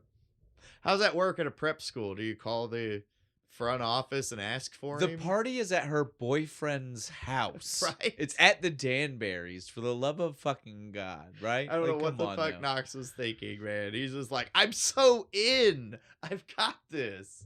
I'm going to walk in the door and she's going to jump right on it. He is going to have her. He doesn't care. Yes. That's what he said. I'm going to have her. This is when we get the, like you were saying, the march. Some of the things that we almost skipped over while we were doing this. The march. The march is so much fun. It's one of my favorite scenes in the entire movie. The conformity, right? Like, because that's what it's all about. He's trying to teach them a lesson about you don't need to conform. You don't need to be part of the crowd. Even when the herd says it's bad. It's all okay. Who understood the lesson the best? Charlie. Who said, I'm not going to even do I'm not even walking. I'm not even going to do your lesson, right? Yeah, I'm not even going to do your lesson about how you shouldn't walk the path of another person. I'm not going to walk. I'm just out. And he's like, Charlie. thank you for proving my point. I love Charlie so much, dude. I love Charlie. He's the radical one, right? He's like, yes, he gets it. That's it. The most. He's the far left. Like, he's the crazy out there, like to the extreme. He's the hippie. Yeah. He's the beatnik. Yeah. He's the 50s. He's the beatnik. He's the 50s. He's the precursor to the hippies. I love it. This is also when we get his interpretation of the Robert Frost, right? This is the two paths in the wood. You know, we all know. It's in We've analyzed everybody's wedding or funeral for some reason. English classes drive it into your head. We all get it. I took the one less trodden. So we don't need to go there. Yeah, we know that one. And then he's like, I see some of you. You're like, I would have walked differently. Well, let me ask you. Why were you clapping? That's a good fucking point. Why are you clapping to a beat, the same beat as everybody else? I was that kid. I would have definitely been like, I wouldn't have, and then probably caught myself. Then he'd hit me with it. Probably like clapping while he said it. I was like, fuck, I was clapping. God damn him. Once this scene is over, though, that's when we get the birthday. We've already addressed all this, the throwing of the thing. Again, it doesn't matter. No specialness has happened or lost by not having that. The next thing is they're all hanging out in the cave, and Charlie brings the bitches with him. This is the one time where I feel like he lost the plot. He overstepped a little bit here, didn't he? Neil smiles when they first show up, but then you see him very upset, very worried. He stays that way until he gets the booze passed to him, and then he kind of lightens it up again. Yeah, he relaxes a little bit. But all of that being said, this is one of my favorites because this is when he officially becomes Nawanda. Lipstick on the cheeks, little symbols. And he is like, he's throwing Shakespeare at these chicks and being like, yeah, I made that up. It's just for you. And they're buying it. Like Meeks is smiling. Like his smile is so like ear to ear, dude. I love it. There's a girl here. It's so much fun. Me and Pitts are building a radio. Isn't that cool? You guys think that's cool? No, not really, not at all. That's okay. In the midst of all that, we get to see the party. Knox at his party at the Danbury's house. When the guys think he's Mutt. This was so funny. You Mutt's brother? Mutt Sanders. It's not even the same name. And he's just like, no, I don't know. Yeah, you're him. Mutt's your little brother was awesome. Here, have some whiskey. We love Mutt. You tell Mutt we miss him. You got that? All right, I gotta go over here now. Puts the fucking like helmet with the horns on. Just wanders off. Again, the party from the minute he gets to the door, we didn't address that, but Chris runs looking for Ginny. Further cementing. Yeah, as soon as he gets there, she's like, she's found her somewhere. Cementing the fact that I'm pretty sure he was supposed to be there to be hooked up with Ginny, for Ginny, right? And he never pieced it together. No, He sat at the party until the point that it's nighttime. The party has died down. It's over. Uncomfortable. Everybody's like making out. He's like sitting on the couch and they're he sits on the couch. He sits on the couch out of nowhere. He just randomly decides to sit down. He pushes the make out people off of him, and then lo and behold, who's beside him? It's Chris. Shut up. What's the chances? Passed out. And this is where he becomes. This is SA. This is sexual. We shouldn't say those words, man. But this is. You guys know what we're saying. Maybe I could excuse maybe the brush the hair, but then you keep and again can't be kissing. I'm not even. So this is one of those moments where I'm not trying to downplay it when I say it wasn't that bad. No, it was bad. Yeah. It was bad. He should never have done this. He crosses lines. When I say it's not that bad, I just mean by technically when you hear the words sexual assault, you think of a lot worse. That's all I mean. She wasn't awake to consent to anything. And so problems is problems. Yeah, I'm not trying to excuse anything. Don't touch a bitch. Definitely don't try to kiss her, even if it's on the forehead. No. Your mouth to any part of her body while she is unconscious, not okay. Maybe poke her in the forehead. Boop. Wake up. And I feel like you need to move. I feel like we don't see it, but the implication is that maybe his hands went up Down her side or something. Not on. No, I'm not saying bad about Knox. Not in sexually inappropriate places, but in inappropriate places. He still should not have touched her because she's not awake, and to people across the room, it looks bad. Any touching is bad. Yeah, touching. It was like, what the fuck are you doing? And then Chet shows up and beats the absolute shit out of him. Fuck out of him. Chris wakes up in the middle of it though, literally being like, "No, stop! It's okay that he didn't do anything wrong. Borderline molesting me. Should have been the first red flag to Chet. Yeah. Chet should have been like, bitch, what? Bitch, what do you mean it's okay? We don't know this dude. What are you talking about? Where the fuck did this guy even come from? Who is this asshole? If I see him again, I'll kill him." Then we cut back to the cave. What did Charlie do? Charlie on already have pissing them off by deciding to invite women on into his the own club, yeah, without talking to anybody. We find out he has also decided to oust them in school newspaper. Again, no names. No. He's not saying who's members, but he did oust the fact that there is now a resurgence of the dead poets. And they want women in the school, god damn it. He did not get the reaction he expected. No, and I'm with everybody else. Like, bro, you don't speak for the club. You don't do that. You don't get to just now they're going to be watching us. Not when there are repercussions. Yeah. You know how hard it's going to be to sneak out to do this now? Because people are watching? Oh, it's okay. They're not going to care that much. Just immediately cut to them fucking a big assembly Mr. Nolan. I know somebody did something. And I will find out. Trust me, I will find out. Ring. All right, as mad as I was at Charlie a second ago. Ring. Fuck me, this is legend. With the phone call. How did he get the phone to ring? I don't know. Did he pay somebody to call them at that time? Mr. Nolan, it's God. He says we should have women. He was so livid. He's going to be talked about forever. He was so livid. Nolan said, come to my office. This is outrageous. I know this was the 50s, and technically, corporal punishment was still allowed in public schools until I was in the 2nd grade, but I never saw it. I never saw this. I never got paddled. It would have been outlawed by the time you were in school. The principal did send the paddle home with my mom once. I see. That is allowed. Because he was like, no, we still have it. Yeah, but they can't use it. Yeah. Well, mom sure as fuck Well, could. That's fine. But they're not I might allowed be the to. last person in the town that got their ass beat by that fucking paddle. Probably were, dude. But yeah, so corporal punishment was not allowed, but it not only is it crazy to me that it's here, because again, it was allowed in the 50s. In 89 it was allowed. So that's why it definitely the movie didn't even think twice about putting it in, right? But the fact that they're doing it to a 17-year-old. that they are beating the 17-year-old with what is essentially a fucking club. Yeah, dude, this thing is a fucking hickory plank with holes drilled in it. That's insane, right?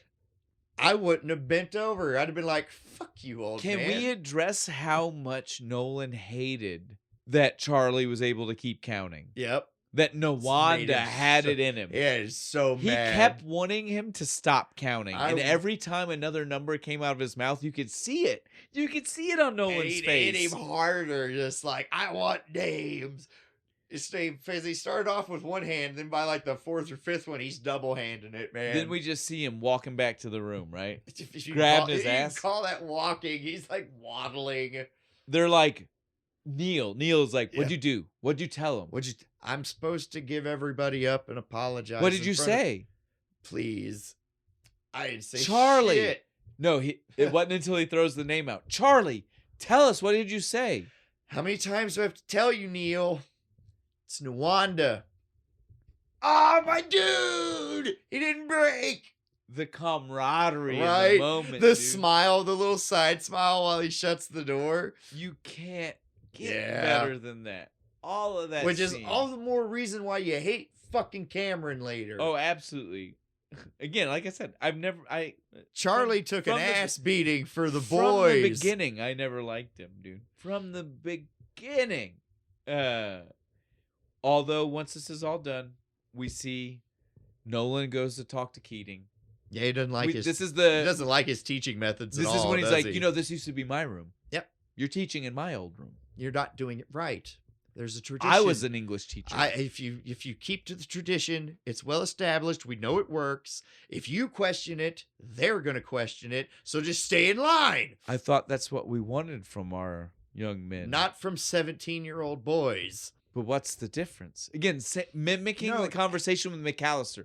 Mimicking the whole, free thinkers. Like we said earlier, you're only allowed to do that when you're old and the system is done with you. When you can't free think anymore. Yeah, because you're already blocked in. Yes, exactly. Exactly. Then it's fine. So Keating then goes to talk to Charlie. I love it. He's like recounting what happened when he told me to assume the position. With the bongos. This is so good. He walked to the left. Assume the position. And then literally though, Keating is just like, look, listen, I am all about it, but you got to do this within reason. What did he say? Because Charlie goes, but isn't it sucking the marrow? He goes, it sucked the marrow, not choke on the bone. Right? I fucking love that analogy. Expelled is not daring. It's stupid. He was so fast with that fucking snap-on add-on piece to the analogy. It sucked the marrow, not choke the bone, dude. And he's like, look, so you got to play it smart, right? That's pretty much what he said. Yeah. Play it smart. Don't get in trouble. No wind to retreat. Safe rebellion. Yeah. Safe rebellion. Rebel in a way that you're not going to go down for the rebellion, right? Like, which a wise man knows when to retreat, right? It's a decent advice here, Yeah. right? Like, but I will agree, sometimes rebellion needs to be the kind of statement where it doesn't matter. It seemed like when he's walking out of the door and he's like, but the God phone call thing, that was pretty good. But would have been even better if it was collect. I love that because it would have, right? Like if he looked up at him, he goes, Nolan, I got a collect call for you. Do you accept the charges? Do you accept the charges? And as soon as he's like, what? It's yes, God. It's God. He says, would have been nice. It would have been a little bit nicer of a touch. I'll give Keating that. He is right. And then Neil goes to his first rehearsal. He loves it. He's so excited. He's riding his bike all the way there. He gets there. We get the happy music. Dude, this was so much. You feel it. Yeah. Right? It's not that long. No. But the feelings take you. It makes it feel. It makes it feel like it's like a frozen in time. Yes. Right. You're watching it and you're like, this just. If this little 5-second scene of him seeing the stage and everybody doing stuff and the big smile on his face wasn't there, later in the movie, it's not as important. You need this spot. And it's so heavy because what happens as soon as it's over? He goes back to his room. His dad's there. He is not happy. His dad found out that he's in the play from... You're going to quit this. Somebody's niece told him. You're going to quit this now. Yep. I'm done with this foolishness. You're going to fucking stop it. I don't care that the play is tomorrow. And the biggest thing is like, Dad, I've got straight A's. I'm doing great in school. Yeah, I'm doing everything you want. I'm doing what you want. There is absolutely no reason why the kid can't be in a play. I don't care what you have to say. You are done. I don't care if the world ended tomorrow. You're going to quit this play. God damn, dude. Fuck, I hate it. I hate it so much.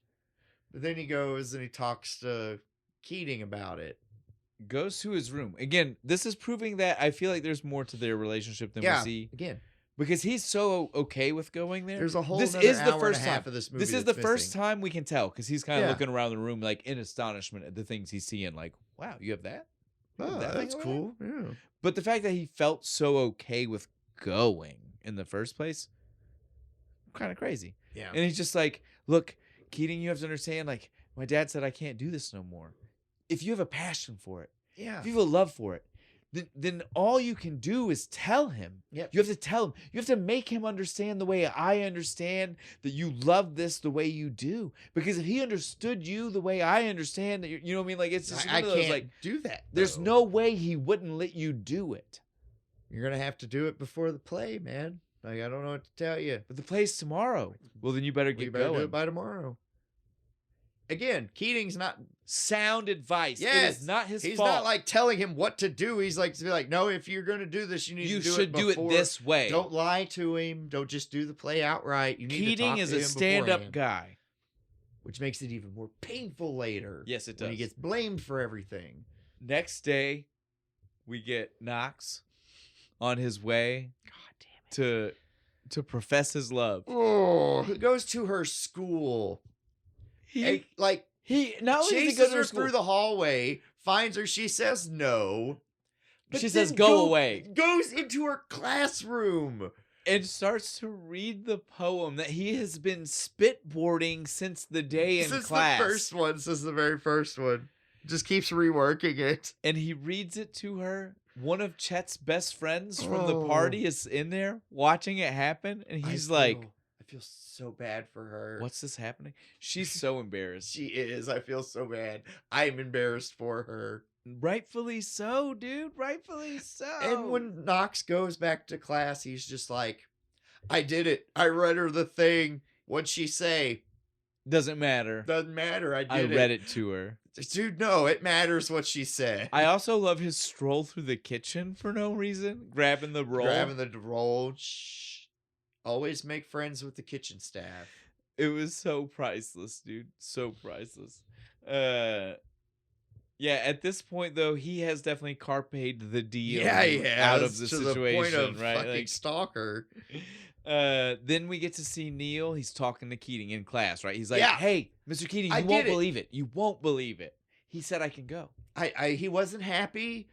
But he's going to be in Chicago for 4 days, but I can keep doing acting. But my play is tomorrow, so he won't be able to see it, but I get to do it. Doesn't but he should be. I mean, I'm pretty sure it's going to be. I'm pretty sure it's 4 days. I'm pretty sure. You can feel the nerd, like right the first time he says it, you're like, oh okay, great. The more he keeps saying, you're like, oh, he's so fucking. And Keating so can lying. Tell. Yeah, Keating is even this is the one time where I'm like, Keating, say something. You should have called him out. You should have called his bullshit. You should have been like, you didn't say shit to your dad, did you? Right. Other than this moment, he's never done anything wrong. In this moment, we all know he knew because we all could. Like, not only did we definitely know, right? But you can tell. You can read the scene. You can read the scene. You can tell what's going on. So much could have not happened if he'd have been like, yeah, I'm calling bullshit. You didn't talk to your dad, did you? But so he just says, okay, I'm going to take your word on it. That's great. So it's the day of the play. I'll see you at the play. Let's go. Let's do this. We see them all getting ready to go to the play. It cracked me, like, again, Cameron, I hate him with the little blue hand with like the weird like attached to him, palm brush. Fucking hate it, dude. They touch his hair. I'm trying to get this right. Jeez. Again, I hate him, dude.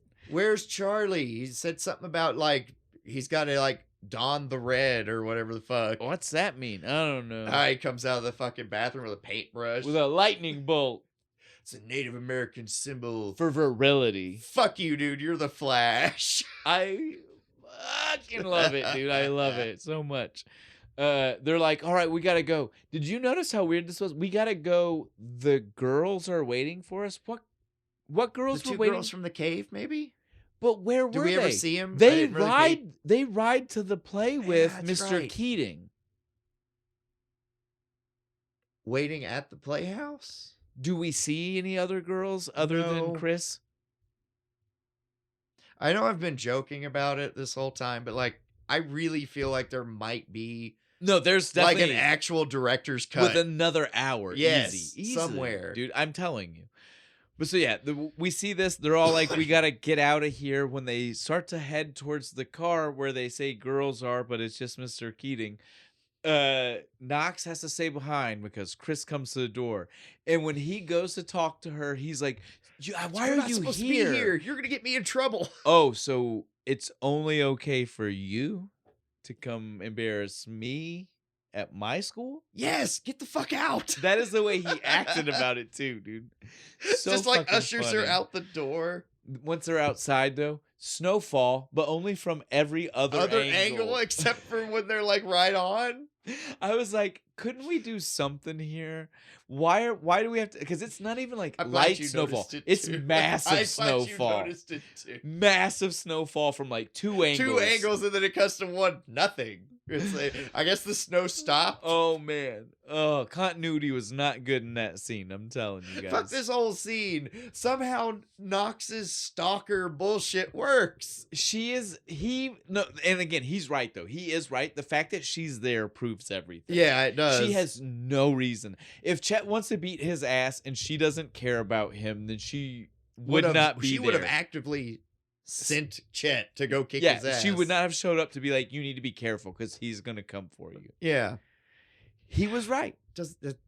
It shouldn't Hollywood, man. That's not how it works. It shouldn't have worked, but it did. And now he's got himself a new girl. And he's got a date to the play. They're going to go watch Neil and Midsummer Night's Dream. It's going to be so happy. He kicks ass, dude. Oh my God. I know and the fact that he kicks so much ass makes whatever happens after it worse. It's so good. Like, I hate when movies that are just doing like little bits of Shakespeare end up being better than actually watching a play of Shakespeare. Robert Sean Leonard.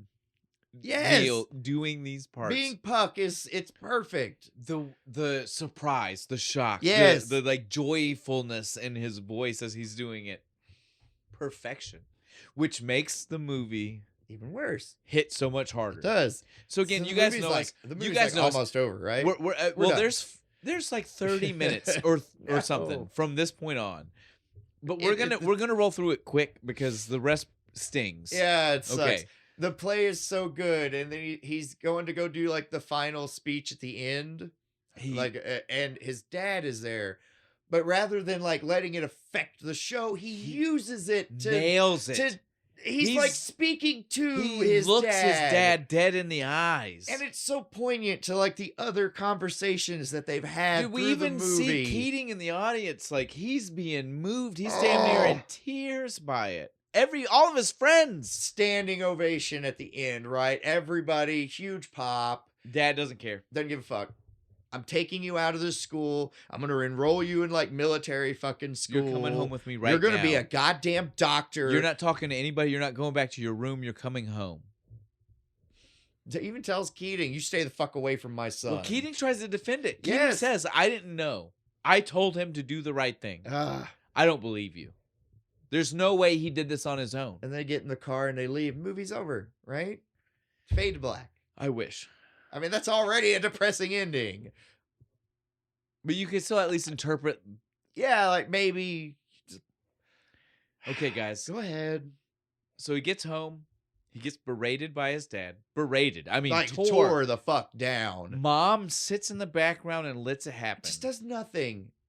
Even after it's over and they're like, let's go to bed. He tries to defend himself and his dad shoots him down and he says, just go to sleep. Mom even fucking, it'll be okay in the morning when you do what we want. I was good, Mom.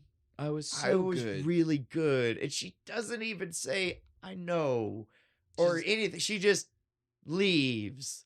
Horrible. Fuck the mom. Mom made me so mad by just not doing anything. The Perrys are horrible parents. And I know that's a horrible thing to say. No, they are. They really are. I know. But I'm just, again, when we know what they're about to deal with, it still feels like, no parent should deal with that. But at the same time, even if you're responsible. Fault, you are responsible. You are 100% responsible. So Neil does not take this well. No, because he feels like he's trapped. Like his dad's whole plan is like another 10-year fucking sentence. He says it to his dad. Yeah. It's a prison sentence. And his dad says, oh, you're being dramatic. But it is, dude. It is. He'll be 30 by the time he's done doing what you fucking want. And he can finally do what he wants, right? And by the time you're 30, there's not a lot of acting roles. I'm sorry, but there's not. Well, it's a very niche. Not on the stage, especially, right? Like, because he was wanting to be a stage He'll never play actor. Puck again.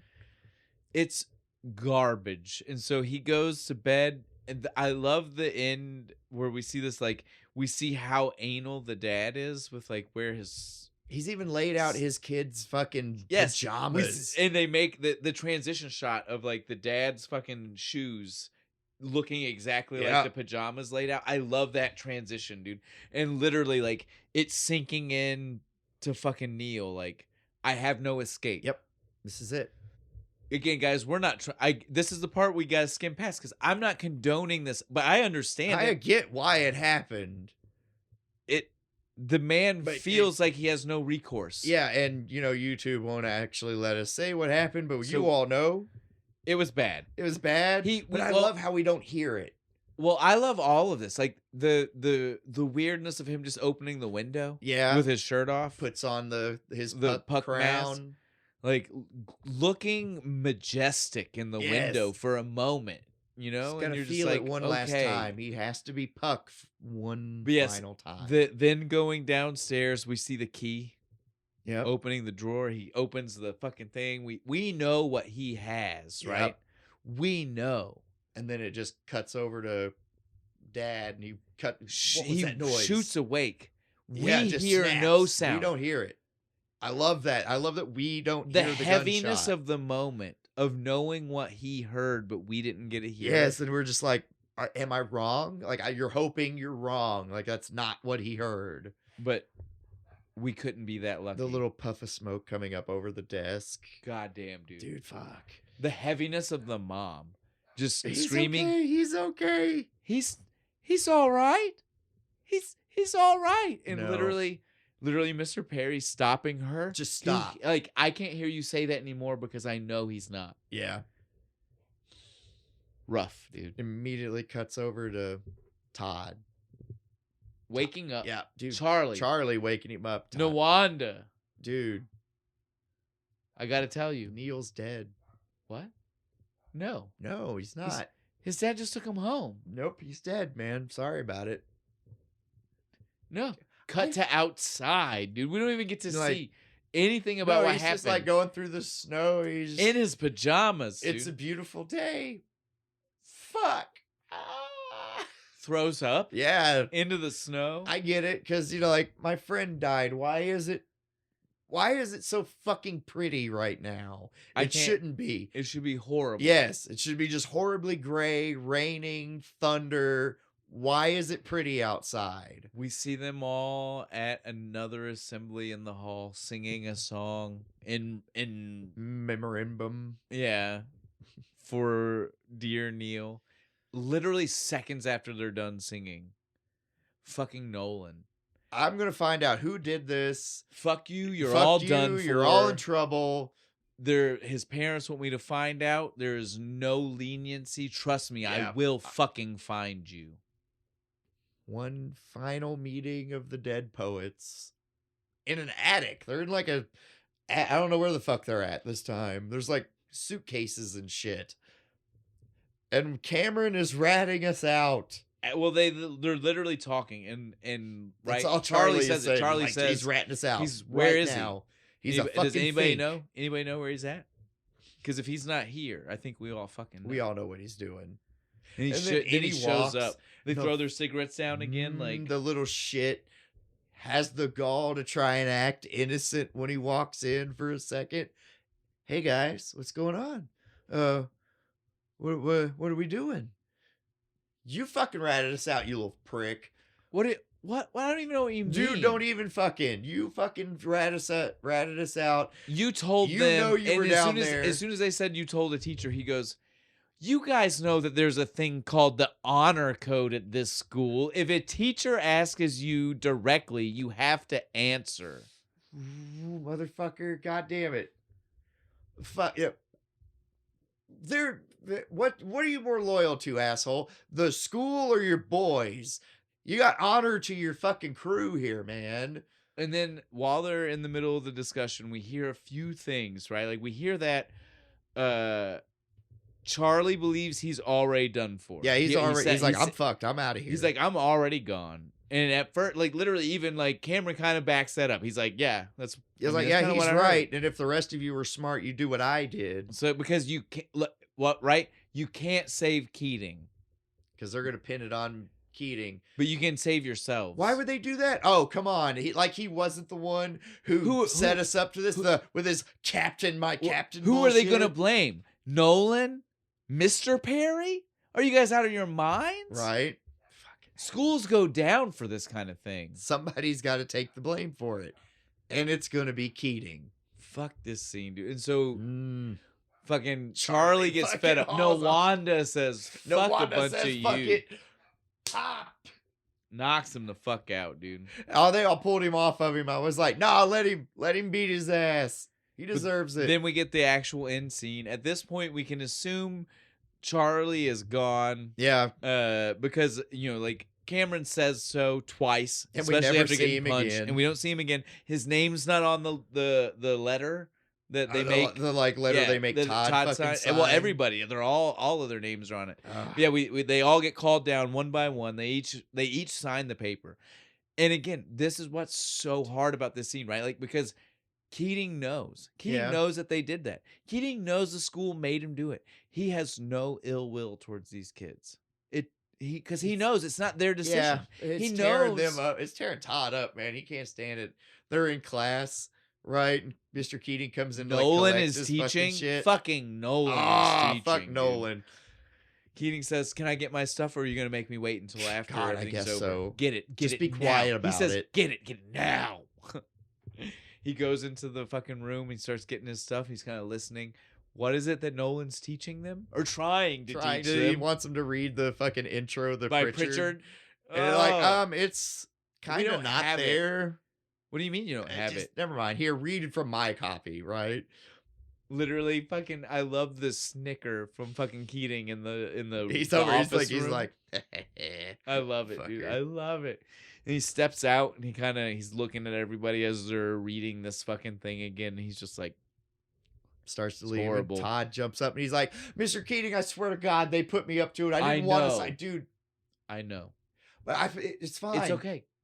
All Mr. right. Anderson. And like, I get Mr. it. Anderson. It's and all fucking right. Nolan's just like, if you jump up one more time, you're expelled. And he yells at Keating. Everybody just says, you get the hell out of here. He's like, okay, all right, I'm leaving. He gets out of the door.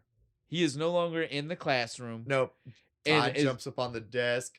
The Captain, my captain scene. And again, guys, it's one of those things where if you've never seen the movie, you've seen the scene. Parodied. But if you've not seen the movie, the weight of it isn't there. Like when you sit through 2 hours and then you see the moment he stands on the desk and he says it, and then one by one more people start doing. Some of these kids even Meathead. Yes, Cat is a Matt guy. Stands the guy up on the who desk. definitely did not buy into this shit. He stands up and he's like, Keating was a good fucking dude. You can't deny the feelings that start going through you, and you know how bad those feelings are going through you. They're fucking coursing through so hard, and literally, that's it. There is nothing else. Yep, There's no more wrap the up. Movie. There's no words saying this happened and wrapped up more in a couple years. That is it. The end is Keating standing in the hallway, hearing these kids profess their admiration for him and what he could teach them. It's such a good movie. Why does that? Ooh, I hate the end. I can watch the first hour and a half. You hate the 2/3 to 3/4 mark. Yeah, you're fine with like the 3/4 to the end. The final stretch is okay. Like Neil dying is like the part where I'm like, why? I hate this. I hate it so much. They needed it to have the levity, dude. I guess not everything has to be a Greek fucking tragedy. All right. On that, I know that this again we did good. Stir of Echoes was such a short episode. Yeah, this one's a little long. But this is a heady topic. And it's film school movie that you have to really get into. Well, and again, like we've talked about teaching styles. Yes. We've talked about a lot here, guys. Yeah, there's a lot. This is one of those movies where you just have to. On that note, obviously, we love the movie. Yes. You should, if you've never seen it, see it. See it. If you do like it, tell us about it. If you haven't watched it in a long time, go watch it again. Yeah. You might be surprised. You'll see some things maybe with your current age and new eyes you didn't realize before. Yeah, I might see some new shit. New Holland. God, guys. I want more. We're out. I love a stout. Bo finished his super early. I did. I didn't get mad this time. Well, because again, it was good. Like, know it was you, not the amount of liquid, right? Like, well, and again, like, I'm not going to lie. People who are watching the video might have noticed that I only had... Patreon members will certainly have seen. I only had a drink to end with because I've not taken one in a while. I've been saving that so that way I could have something to sip right before the end. We both enjoyed this. It was good. We missed having a good stout. It was good. New Holland. I love Holland. Well, and again, I said this to Bo earlier. Like oatmeal stout's one of the first like stouts outside of like a Guinness style, like super commercialized stout that I ever had. So like I have a fondness for an oatmeal stout myself. The one at Sawstone's really good. Yeah, I like it. It's good. All right. On that note, though, Bo. You go ahead. Tell them what we're drinking next time. With the beer. Yeah, tell them what we're drinking. We're going to be doing Urban Artifacts Monocle Mango. Let's say Midwest Tart. It's a mango ale. I do believe somewhere it says it's an ale. Does it? Somewhere. Don't look for it. We don't need that kind of confirmation. So, but on that note, what are we going to watch? We're going to watch Ace Ventura. When Nature Calls. You know, Mr. Monopoly. You guys get it. Again, everybody loves the Monopoly guy. Sometimes we get to be a little bit more flexible with how we get somewhere. And we did such a serious fucking movie this week. We need something funny. To lighten that shit up. And so, yeah, it's fun. Yeah, so look forward to that next week. Ace Ventura, When Nature Calls, and Urban Artifacts Monocle. All right. Anything else? We're done? All right. Just... the usual, like, follow, subscribe, notifications, check us out on Patreon. If you want a video version of this, I'm so thirsty, but lift your glasses, give us a good barbarian yawp. Yawp!